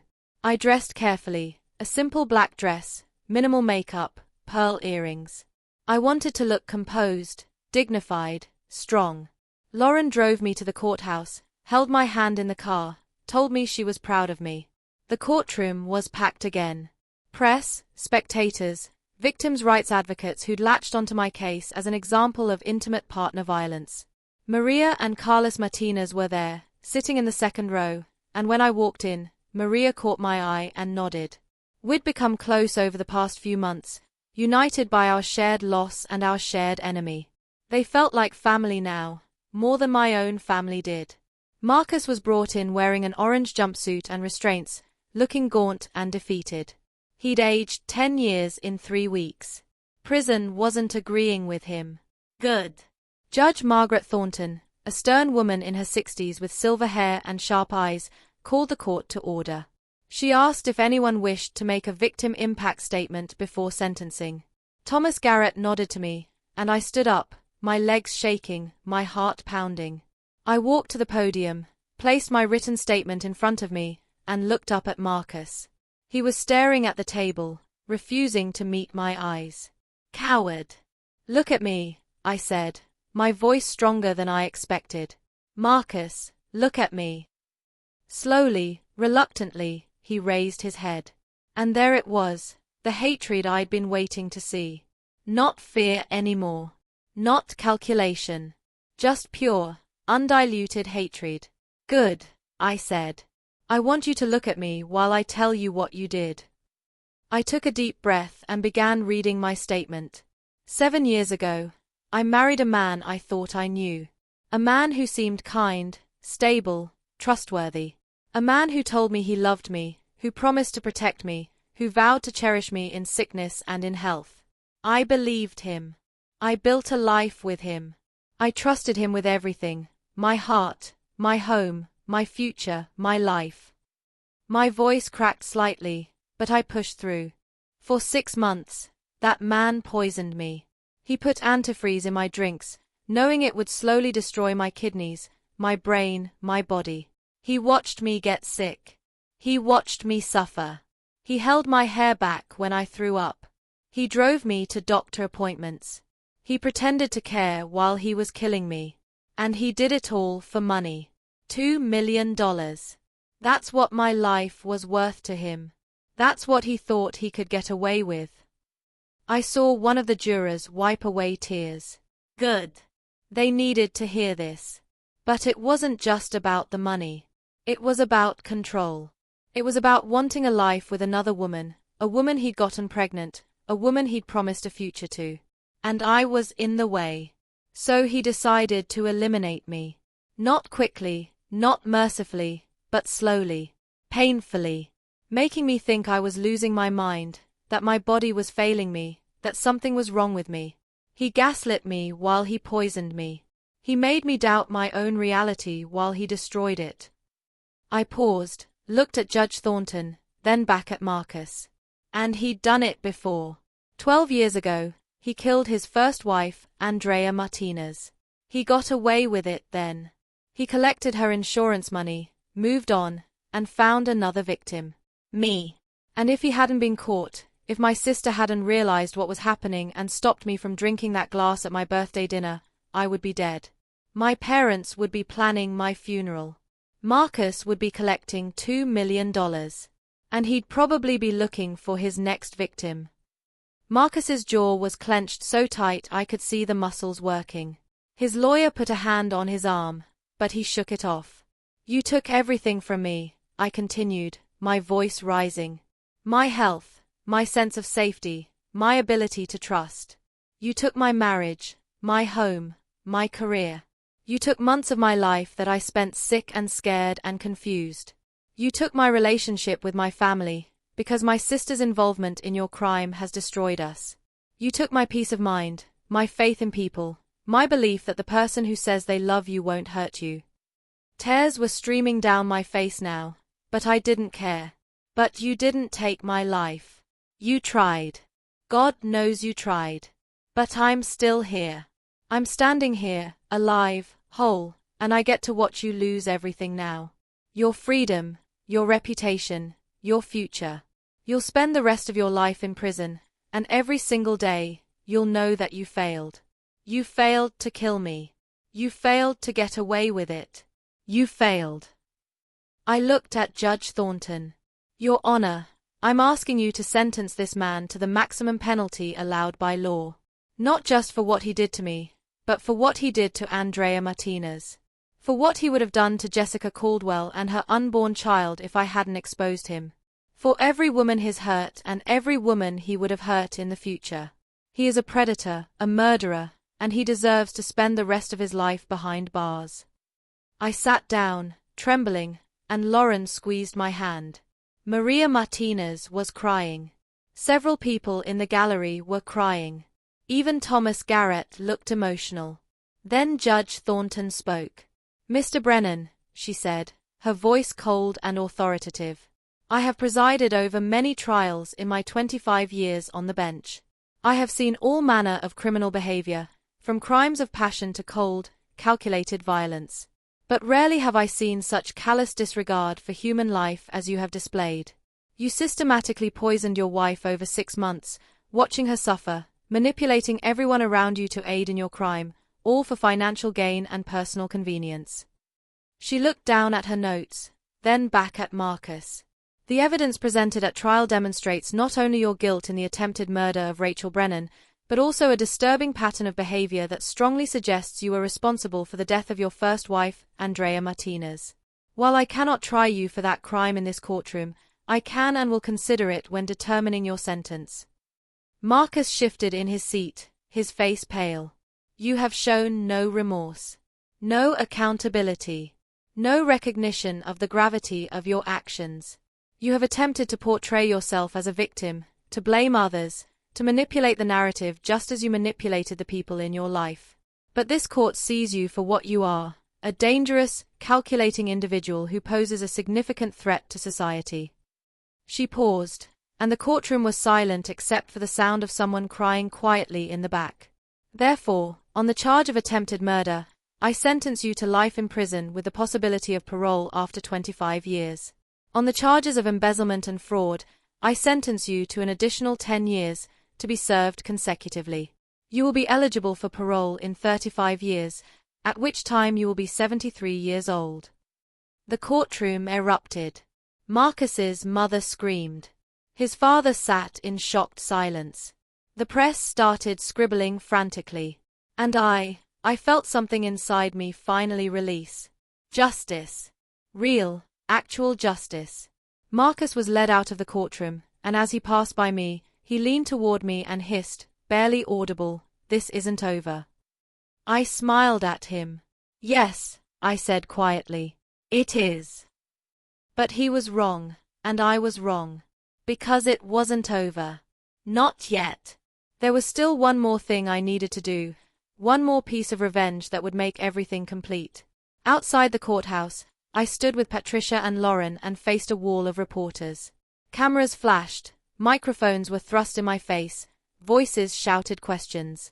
I took a deep breath and spoke. Today, justice was served. Marcus Brennan will spend the rest of his life in prison for what he did to me and for what I believe he did to Andrea Martinez.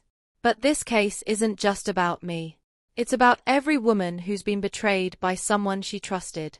It's about recognizing that intimate partner violence doesn't always look like bruises and broken bones. Sometimes it looks like a husband making his wife dinner. Sometimes it looks like support and care and love. And sometimes, that's the most dangerous kind of violence there is. I paused, making sure I had their attention. I'm starting a foundation in Andrea Martinez's name to support victims of intimate partner violence and to fund research into poisoning as a form of domestic abuse.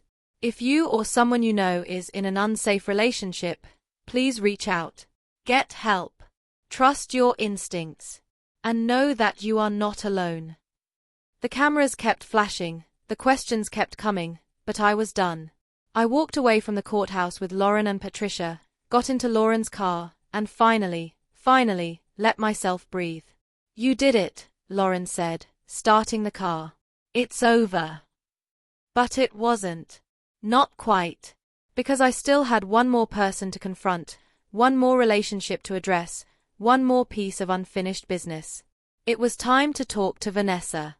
If you're invested in this journey, if you want to see how I dealt with a sister who betrayed me, make sure you're subscribed. Comment below and tell me whether you think I should forgive her. And check the description box for more stories about survival, justice, and the complicated nature of family. Because the next chapter is where things get really complicated. I waited 2 weeks after the sentencing before I reached out to Vanessa.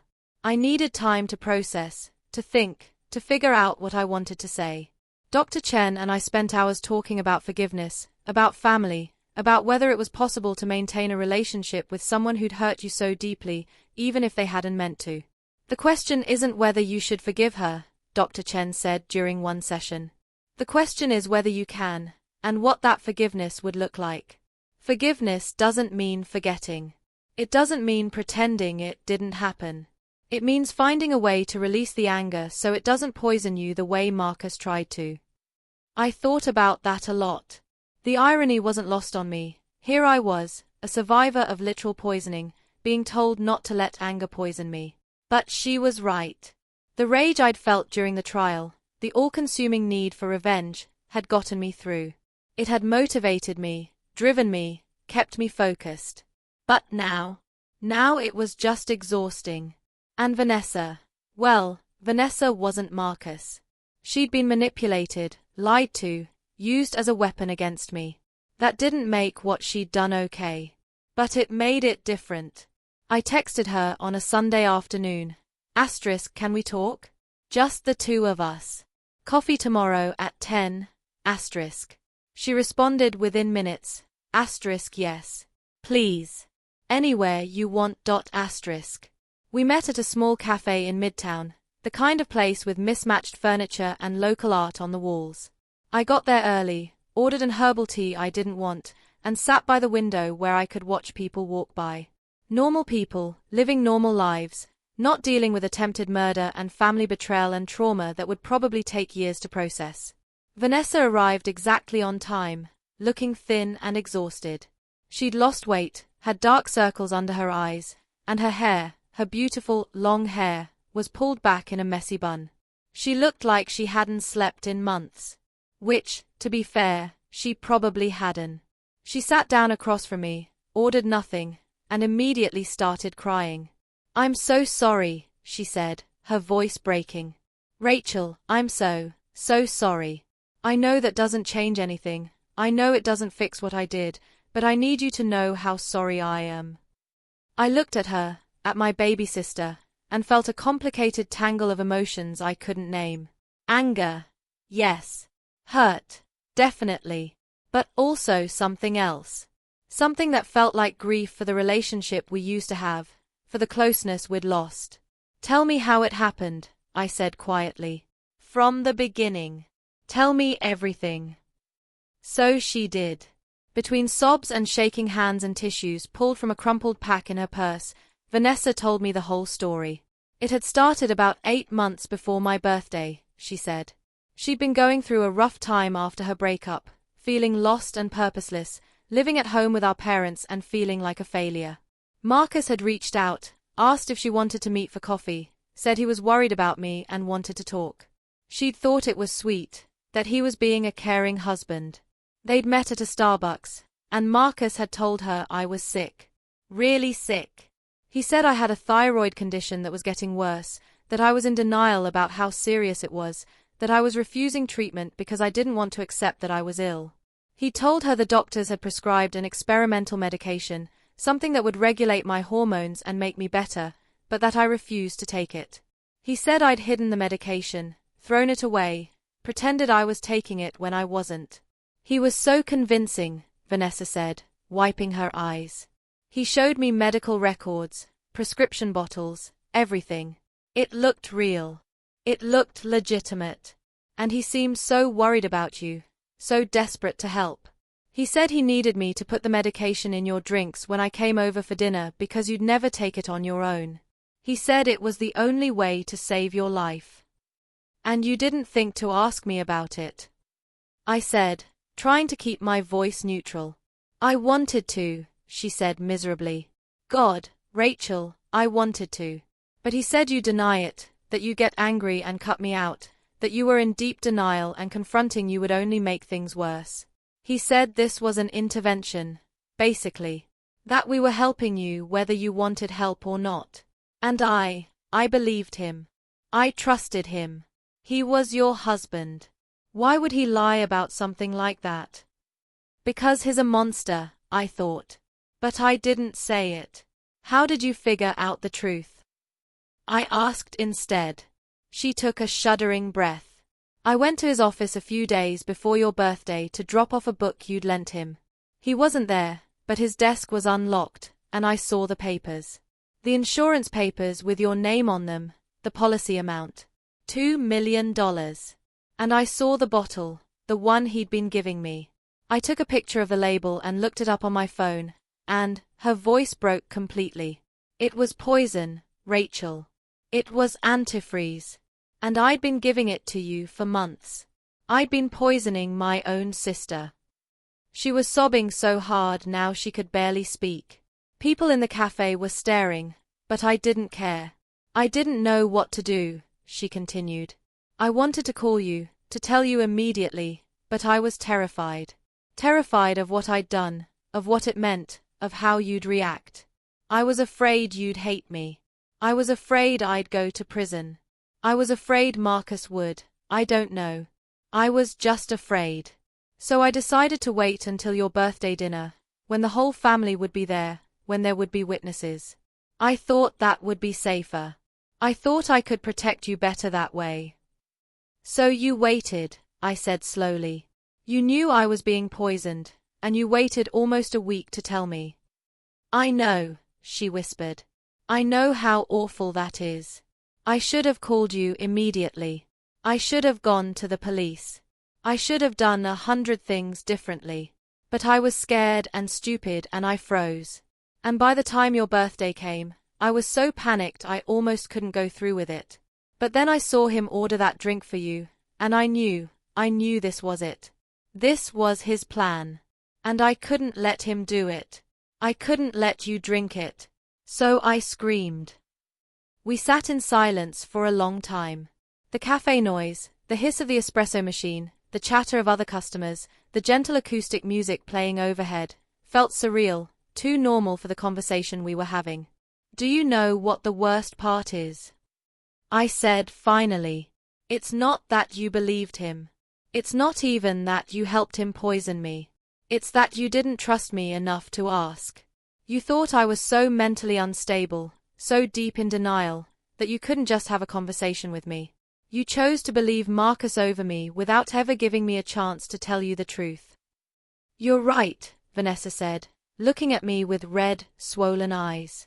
You're absolutely right. And I will never forgive myself for that. Never. Mom and Dad knew, didn't they? I asked. That you were giving me something. She shook her head. No. I didn't tell them. Marcus said it had to be a secret, that if anyone else knew, you'd find out and refuse treatment. So I kept it from everyone. I lied to Mom and Dad. I lied to you. I lied to myself, convinced myself I was doing the right thing. I wanted to hate her. God, I wanted to hate her with every fiber of my being. But looking at her sitting there, broken and sobbing and drowning in guilt, I couldn't. She'd been stupid, yes. Naive and gullible and reckless. But she'd also been manipulated by a man who'd spent years perfecting his ability to deceive people. Marcus had fooled me for 7 years. Of course he could fool my 29-year-old sister for a few months. I don't know if I can forgive you, I said honestly. Not right now. Maybe not ever. What you did, even though you didn't mean to, even though you were tricked, it almost killed me. I spent 6 months thinking I was dying. I went to doctors, took tests, felt my body breaking down and had no idea why. And the whole time, it was you. My sister. The person I'd trusted since we were kids. I know, she whispered. But, I continued, and she looked up, hope flickering in her eyes. I don't want to lose you forever. You're my sister. That has to mean something. So here's what's going to happen. I need space. A lot of space. I need time to heal, to rebuild my life, to figure out who I am after all of this. And you need to get therapy, real therapy, not just a few sessions but ongoing work to understand how you let yourself be manipulated like that. We need to do our own healing separately before we can even think about healing together. Okay, she said quickly. Yes. Whatever you need. I'll do anything. And eventually, I said, maybe in a few months, maybe in a year, we can try again. We can have coffee, talk, see if there's a relationship worth salvaging. But Vanessa, if we do this, you have to understand, things will never be the same. I will never trust you the way I did before.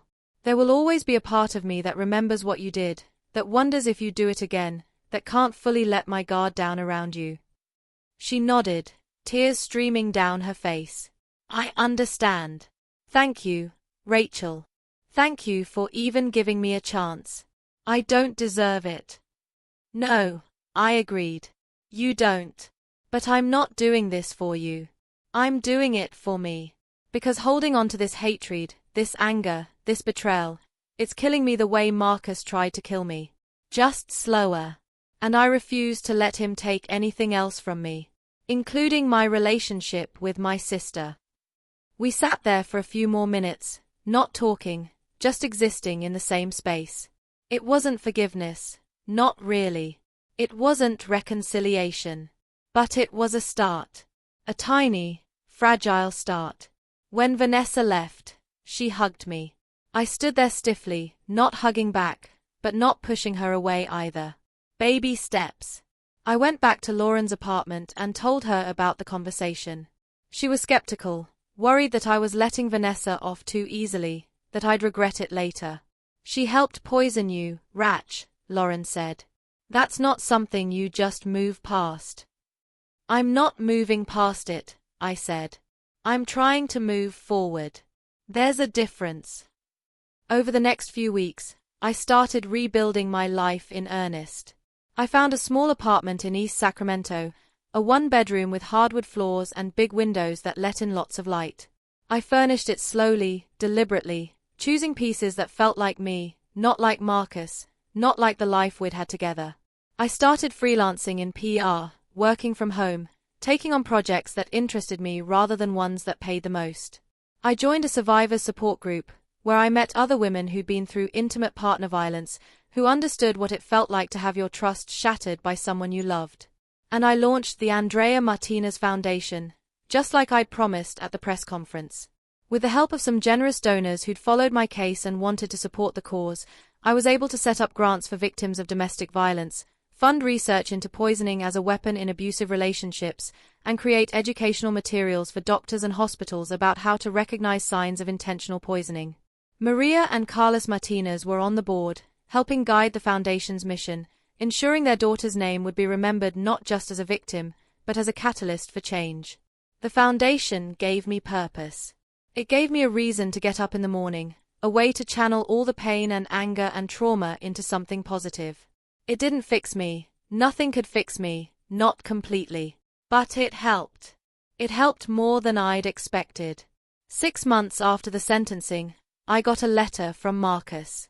It came through his lawyer, forwarded to Patricia, who called me before passing it along. "You don't have to read this," she said. "You don't owe him anything, not even your attention."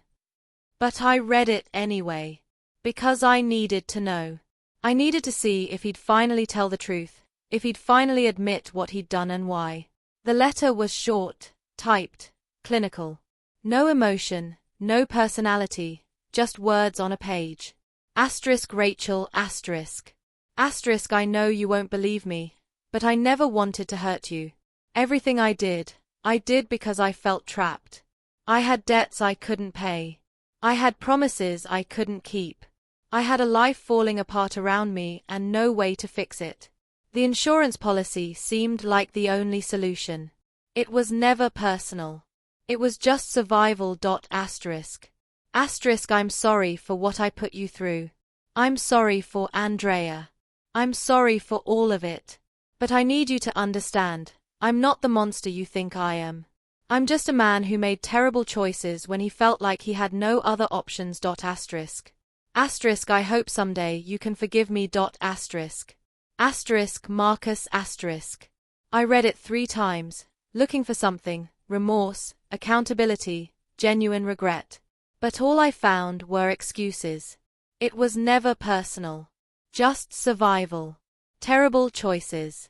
Like poisoning your wife was equivalent to overdrafting a bank account, just another bad decision in a string of unfortunate circumstances. I wrote back. Not through lawyers, not formally, but on a piece of plain paper with a pen, the old-fashioned way. Asterisk Marcus asterisk. Asterisk you're right.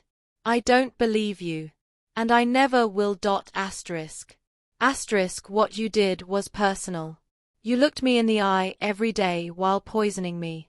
You held me when I was sick. You made love to me while slowly killing me. That's as personal as it gets. Asterisk. Asterisk you weren't trapped. You had choices. You could have told me about the debts. You could have declared bankruptcy. You could have left me, divorced me, started over. But you chose murder instead. You chose to end my life rather than admit failure, rather than face consequences, rather than be honest. Asterisk you are the monster I think you are. And the fact that you still can't see that, even now, even after everything, tells me you'll never change. You'll never truly understand what you did. Asterisk I don't forgive you. I will never forgive you.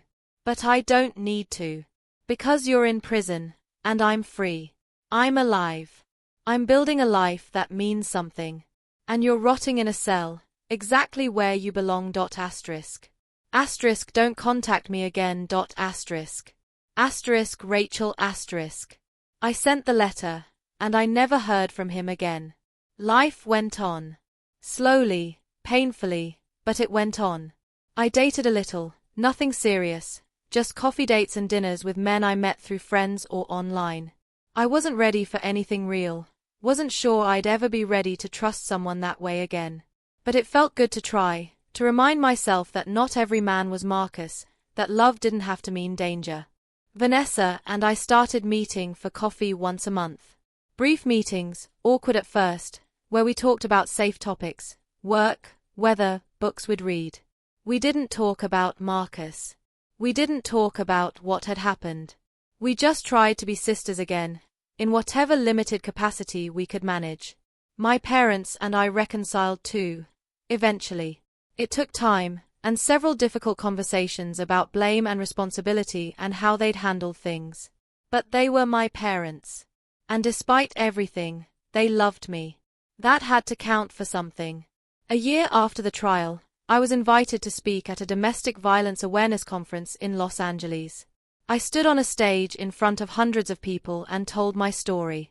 Not the sanitized version, not the version the press had printed, but the real, raw, painful truth. I talked about trusting Marcus. I talked about the symptoms, the fear, the birthday dinner, the trial, the aftermath. I talked about Andrea. I talked about rebuilding. And when I finished, the auditorium erupted in applause. Women approached me afterward, crying, hugging me, telling me their own stories of survival.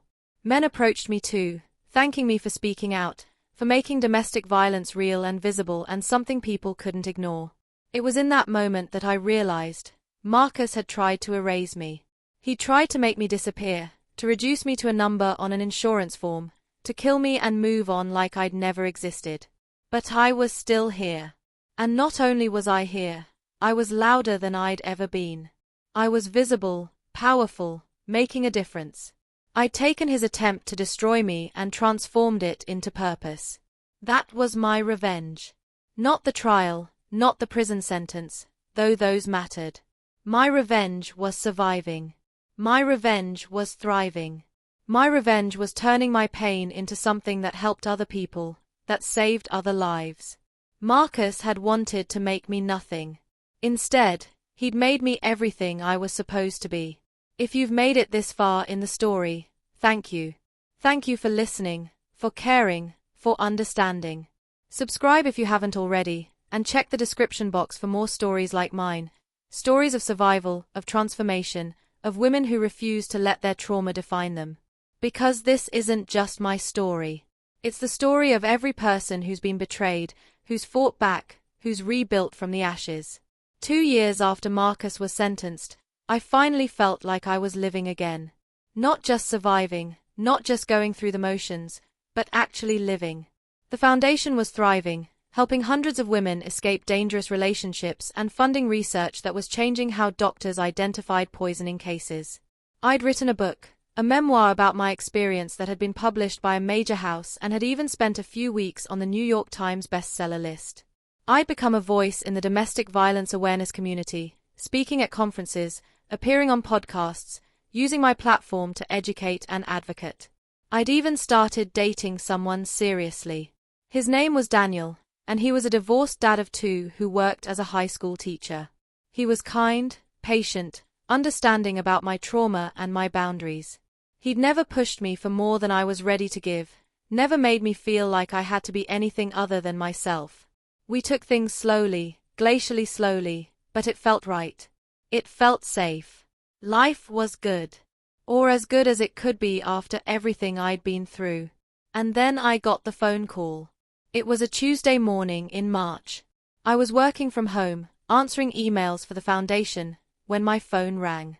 The caller ID said Sacramento County Jail. My stomach dropped immediately. Why would the jail be calling me? Marcus was in state prison, not county jail. This didn't make sense. I answered, my heart racing. Hello. Ms. Brennan. A woman's voice, professional and cautious. This is Deputy Harris from Sacramento County Jail. I'm calling regarding an inmate here who's requesting to speak with you. Her name is Jessica Caldwell. Jessica. I hadn't heard that name in 2 years. The last I'd known, she'd moved back to Fresno to be with her family, had the baby, a girl I'd heard through the grapevine, and was trying to rebuild her life. What was she doing in jail? Why is she in jail? I asked. I can't discuss that with you, But she specifically asked to speak with you, said it's urgent. You're under no obligation to visit, of course. I'm just passing along the message. I should have said no. I should have hung up and gone back to my life, left Jessica to deal with whatever mess she'd gotten herself into. But curiosity got the better of me. What could possibly be so urgent that Jessica would reach out to me, of all people? I'll come, I said. When can I visit? Visiting hours are Thursday through Saturday, 2 to 4 p.m. I'll put you on her approved visitors list. I went on Thursday, bringing Lauren with me for moral support. The county jail was a depressing place, grey walls, fluorescent lighting, the smell of industrial cleaner and desperation. We went through security, put our belongings in a locker, and were led to a visiting room with plastic chairs and a thick glass partition. Jessica was brought in a few minutes later, and I barely recognized her. The beautiful, fresh-faced blonde I'd met 2 years ago was gone. In her place was a hollow-eyed woman who looked 10 years older, with limp hair and a jumpsuit that hung off her too-thin frame. She'd lost the baby weight and then some. She looked sick. She sat down across from me, picked up the phone on her side of the glass, and I did the same on mine. "Thank you for coming," she said, her voice hoarse. "I wasn't sure you would." "I wasn't sure I would either," I said honestly. "What's going on, Jessica? Why are you here?" She closed her eyes for a moment, took a deep breath, and when she opened them again, I saw something in them that made my blood run cold. Fear. Raw, desperate fear. "I'm being charged with attempted murder," she said. I stared at her, unable to process what I'd just heard. "What?" "My daughter," she said, her voice breaking. "Lily. She's 2 years old. 3 months ago, she started getting sick. Really sick. Just like you did. Nausea, vomiting, lethargy. I took her to the hospital, and they ran tests, and she started crying. They found antifreeze in her system. They think I poisoned her." The room spun. I gripped the phone tighter, my knuckles white. "Did you?" "No," she said, almost shouting. "God, no. I would never hurt my daughter. Never. But the police don't believe me. They think I have Munchausen by proxy, that I poisoned her for attention or sympathy or, I don't know. They arrested me, took Lily away, put her in foster care. And I'm sitting here in jail waiting for trial while my baby is out there without me." "Then who?" I asked, though somewhere deep down, I already knew the answer. Jessica leaned forward, her eyes desperate. "Marcus." I laughed, a bitter, disbelieving sound. "Marcus is in prison, Jessica. He's been locked up for 2 years. How could he possibly?" "He has someone on the outside," she said urgently. "I don't know who. But has been sending me letters, threatening me, telling me I betrayed him by testifying against him. He said I'd pay for what I did. And then Lily got sick, and I know it was him. He's punishing me by hurting our daughter." I felt like I couldn't breathe. "Have you told the police this?" "Of course I have. But they don't believe me. They think I'm making it up, trying to blame Marcus to get out of the charges. They say there's no evidence anyone else had access to Lily, that I'm the only one who could have done it. My lawyer says the case against me is strong, that I'm probably going to prison. Why are you telling me this? I asked. What do you want from me? Help, she said simply. You got justice for yourself. You exposed Marcus for what he is. You have resources, connections, people who believe you. I need you to help me prove I didn't do this. I need you to help me find out who Marcus is using on the outside. I need you to help me get my daughter back. I sat back, my mind racing. This was insane. Jessica Caldwell, the woman who'd been sleeping with my husband while he was poisoning me, was now sitting in jail accused of poisoning her own daughter. And she wanted my help. Every logical part of me said to walk away. To tell her this wasn't my problem, that she'd made her choices and now had to live with the consequences. But there was a child involved. A 2-year-old girl who was Marcus's daughter, who'd been poisoned just like I had been, who was innocent in all of this. I need to think about this, I said finally. Please, Jessica begged. Please, Rachel. I know I don't deserve your help. I know what I did, being with Marcus, was wrong. But Lily didn't do anything. She's just a baby. And if Marcus is doing this, if he's found a way to hurt people even from prison, then he needs to be stopped. Not just for me, not just for Lily, but for anyone else he might target. She had a point.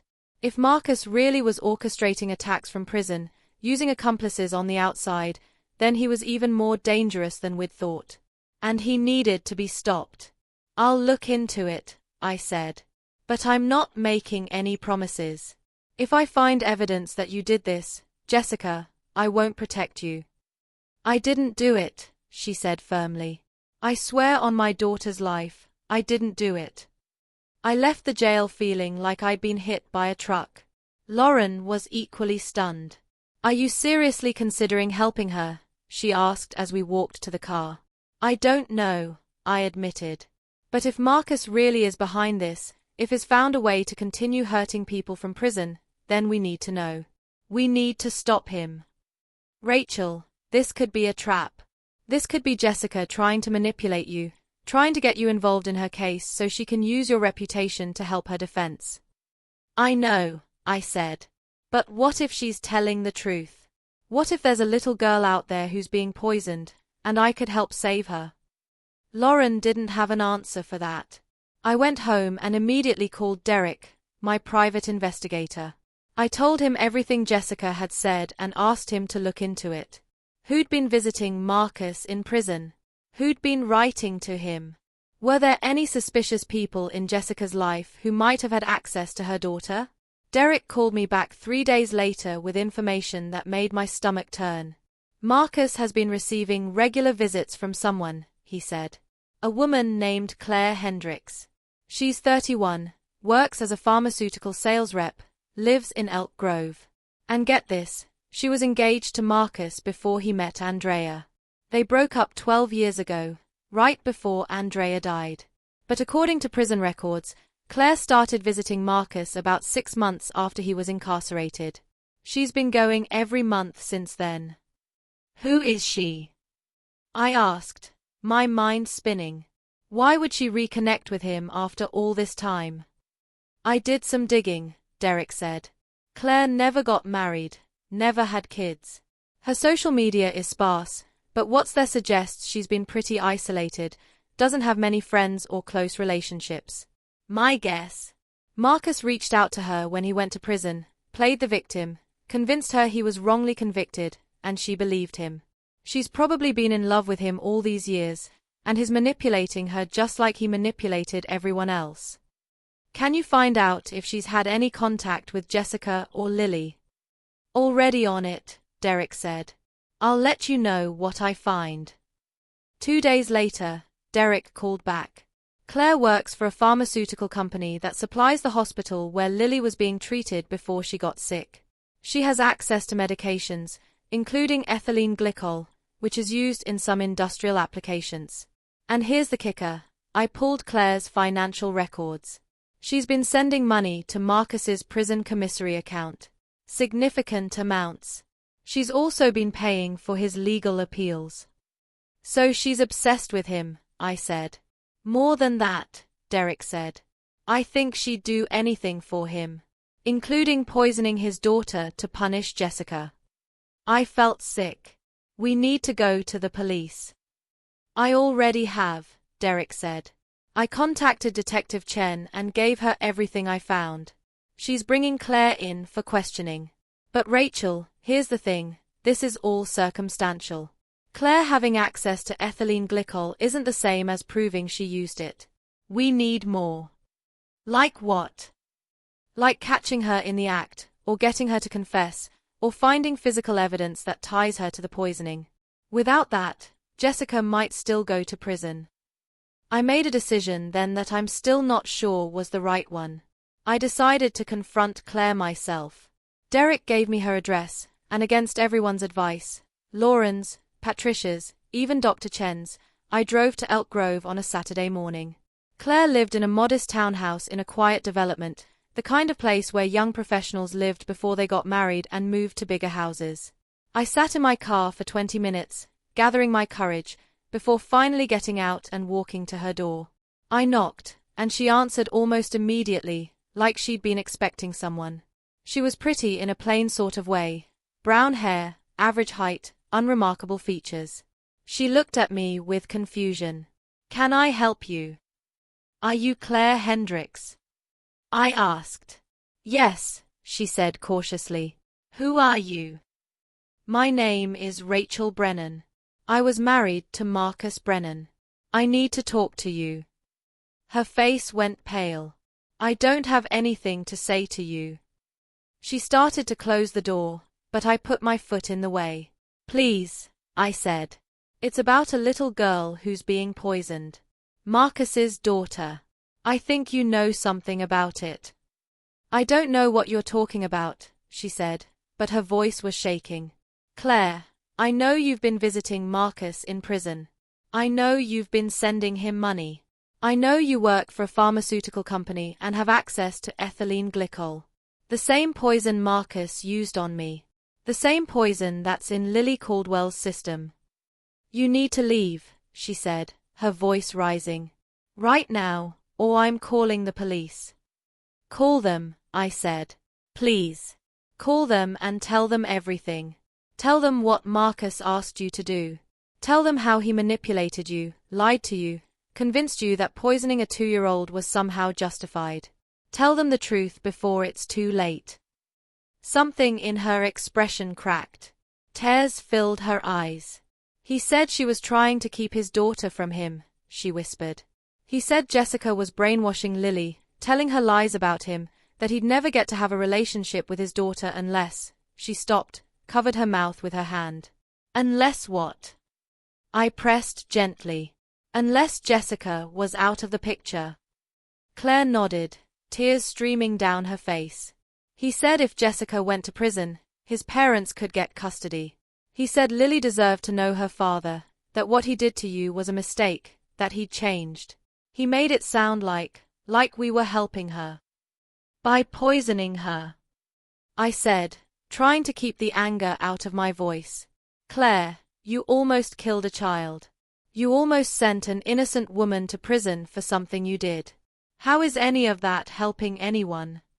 She sank down onto her doorstep, sobbing. "I know," she said. "I know it's wrong. But I love him. I've always loved him. And he said if I did this for him, when he got out, we could be together. We could raise Lily together. We could be a family." I felt a wave of pity for this woman, this sad, lonely woman who'd been so desperate for love that she'd committed a horrific crime. Marcus had done it again. He'd found someone vulnerable, someone who wanted to believe in him, and he'd used her as a weapon. "Marcus is never getting out of prison," I said quietly. "He's serving 35 years minimum. He'll be an old man before he's even eligible for parole.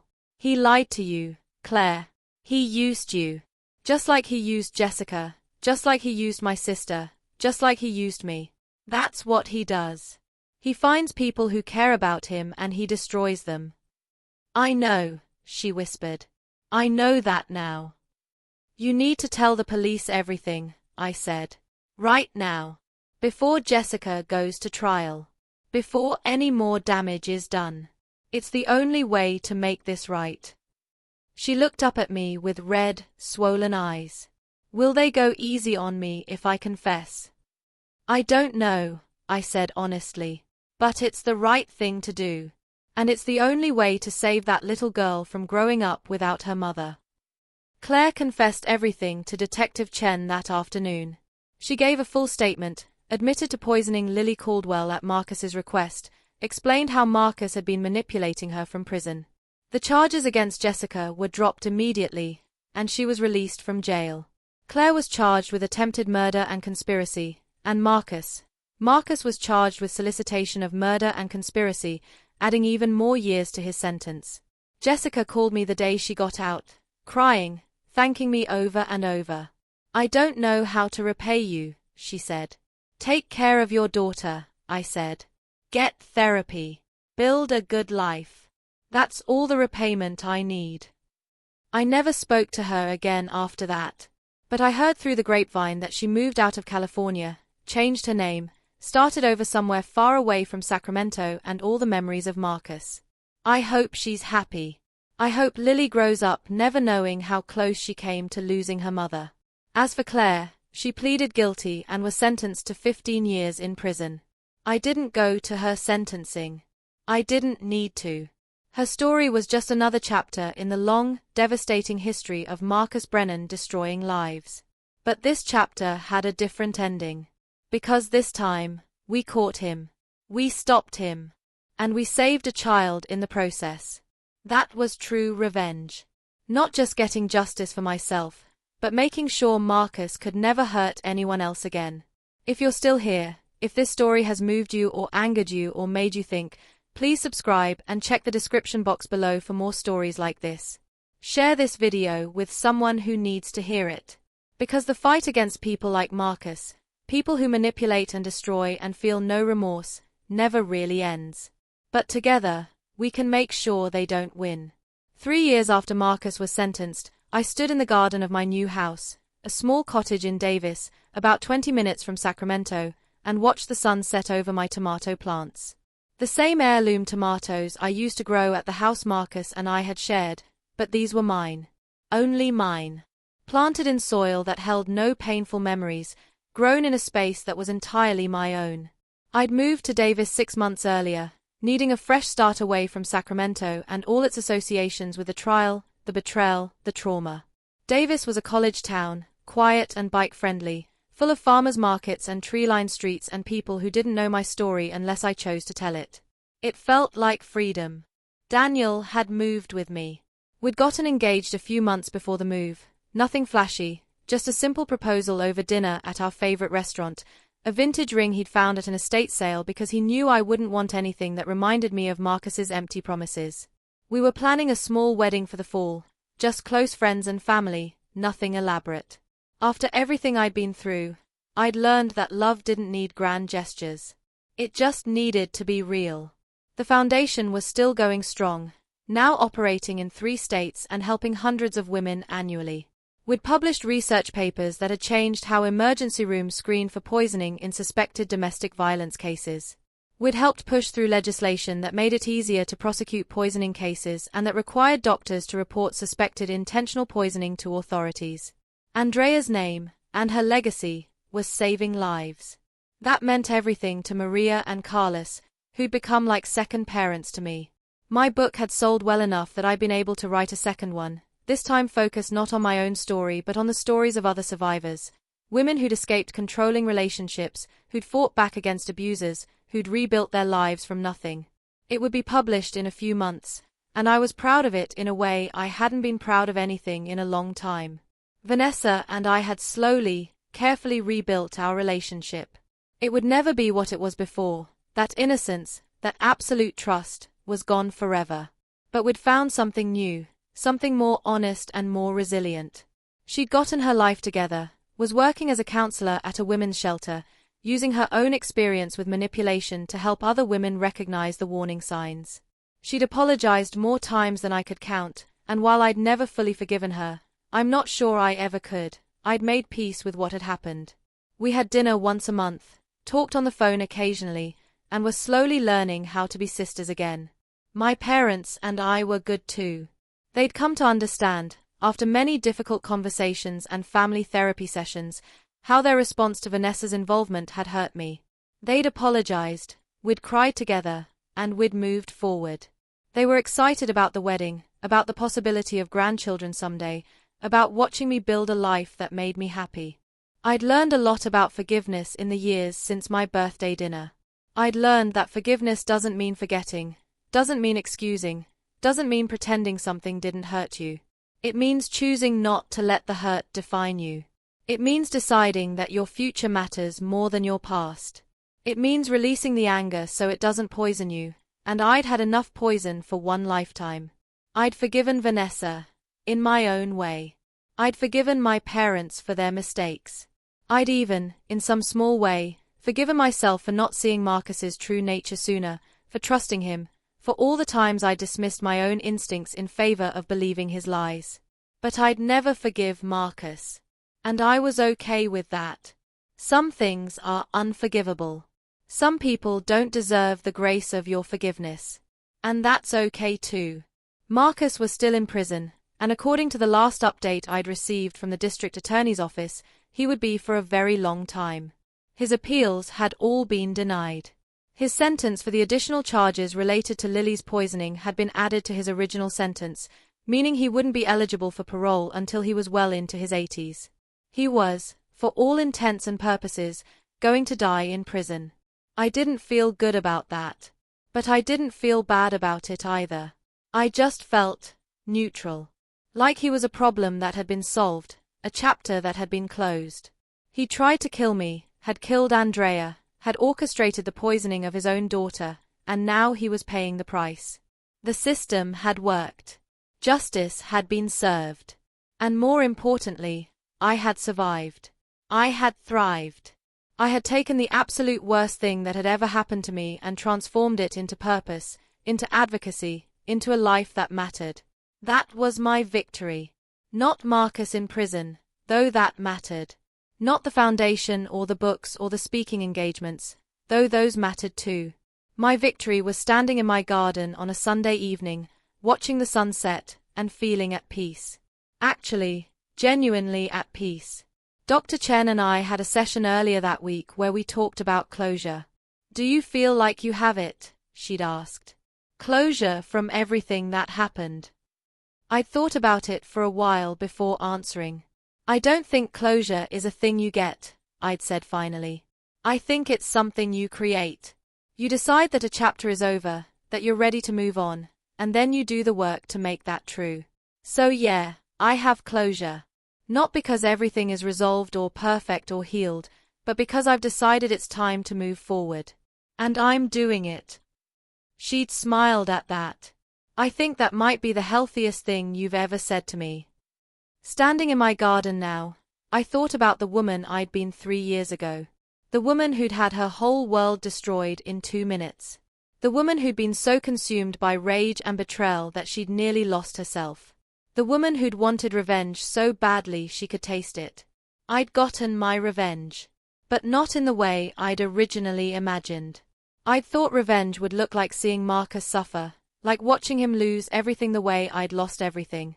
And sure, that had been satisfying in its own way. But the real revenge, the revenge that actually mattered, was this: I was happy. Actually, genuinely happy. And Marcus was miserable, alone, and would be for the rest of his life. He tried to erase me, and instead, I'd built a life that was more meaningful than anything we'd had together.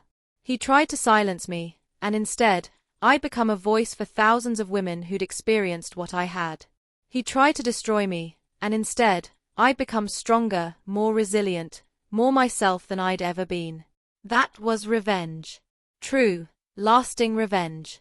Not violence or cruelty or stooping to his level. Just living well. Living honestly. Living fully. Being happy in spite of him, not because of him. My phone buzzed in my pocket. A text from Daniel, *dinner's ready. Come inside before it gets cold. Asterisk. I smiled, took one last look at my garden, my tomatoes, my roses, my lavender, and walked toward the house. Toward my future. Toward a life I'd built from the ashes of the one Marcus had tried to destroy. Inside, Daniel had made my favorite meal, pasta with homemade marinara, garlic bread, a simple salad. Nothing fancy, nothing pretentious, just good food made with care. We ate at our small kitchen table, talking about our days, about wedding plans, about the book I was writing and the students he was teaching. Normal conversation. Boring, beautiful, normal conversation. After dinner, we sat on the couch and watched a movie, Daniel's arm around my shoulders, my head on his chest. Safe. Comfortable. Real. This was my life now. This quiet, peaceful, ordinary life. And it was everything. Later that night, after Daniel had gone to bed, I sat at my desk and opened my laptop. I'd been thinking about writing something, not a book, not a formal article, just thoughts I needed to get down. Words I needed to say to anyone who might need to hear them. I started typing. Asterisk, if you're reading this, maybe you're going through something similar to what I went through. Maybe someone you trusted has hurt you. Maybe your world has fallen apart and you don't know how to put it back together. Maybe you're consumed by anger and pain and the need for revenge. Asterisk. Asterisk, I want you to know. It gets better. Not immediately. Not easily. But it gets better. Asterisk. Asterisk, the revenge you're imagining, the dramatic confrontation, the perfect comeback, the moment when your abuser realizes what they've lost, that might happen. Or it might not. But either way, it won't be what saves you. What will save you is deciding that your life matters more than their punishment. What will save you is choosing to build something new instead of staying trapped in what was destroyed. Asterisk. Asterisk, your happiness is the best revenge. Your peace is the best revenge. Your survival, your thriving, your joy, that's the best revenge. Asterisk. Asterisk, because people like Marcus, people who manipulate and hurt and destroy, they want you to stay broken. They want you to stay angry, to stay stuck, to let what they did define the rest of your life. The most powerful thing you can do is refuse. Refuse to stay broken. Refuse to let them win. Asterisk. Asterisk, I'm not going to lie to you. Healing is hard. It's slow and painful, and there are setbacks and bad days and moments when you feel like you're right back at the beginning. But you keep going anyway. You get therapy. You lean on the people who love you. You do the work. And eventually, one day, you realize that you're okay. Actually okay. Asterisk. Asterisk, and that's when you know you've won. Asterisk. Asterisk, I'll never get back the 6 months Marcus poisoned me. I'll never get back the marriage I thought I had or the future I'd imagined. I'll carry this trauma with me for the rest of my life. But I refuse to let it be the only story. I refuse to be defined by what he did to me. Asterisk. Asterisk, I'm Rachel Brennan. I survived attempted murder. I exposed a serial predator. I helped save a child's life. I built a foundation that's changing policy and saving lives.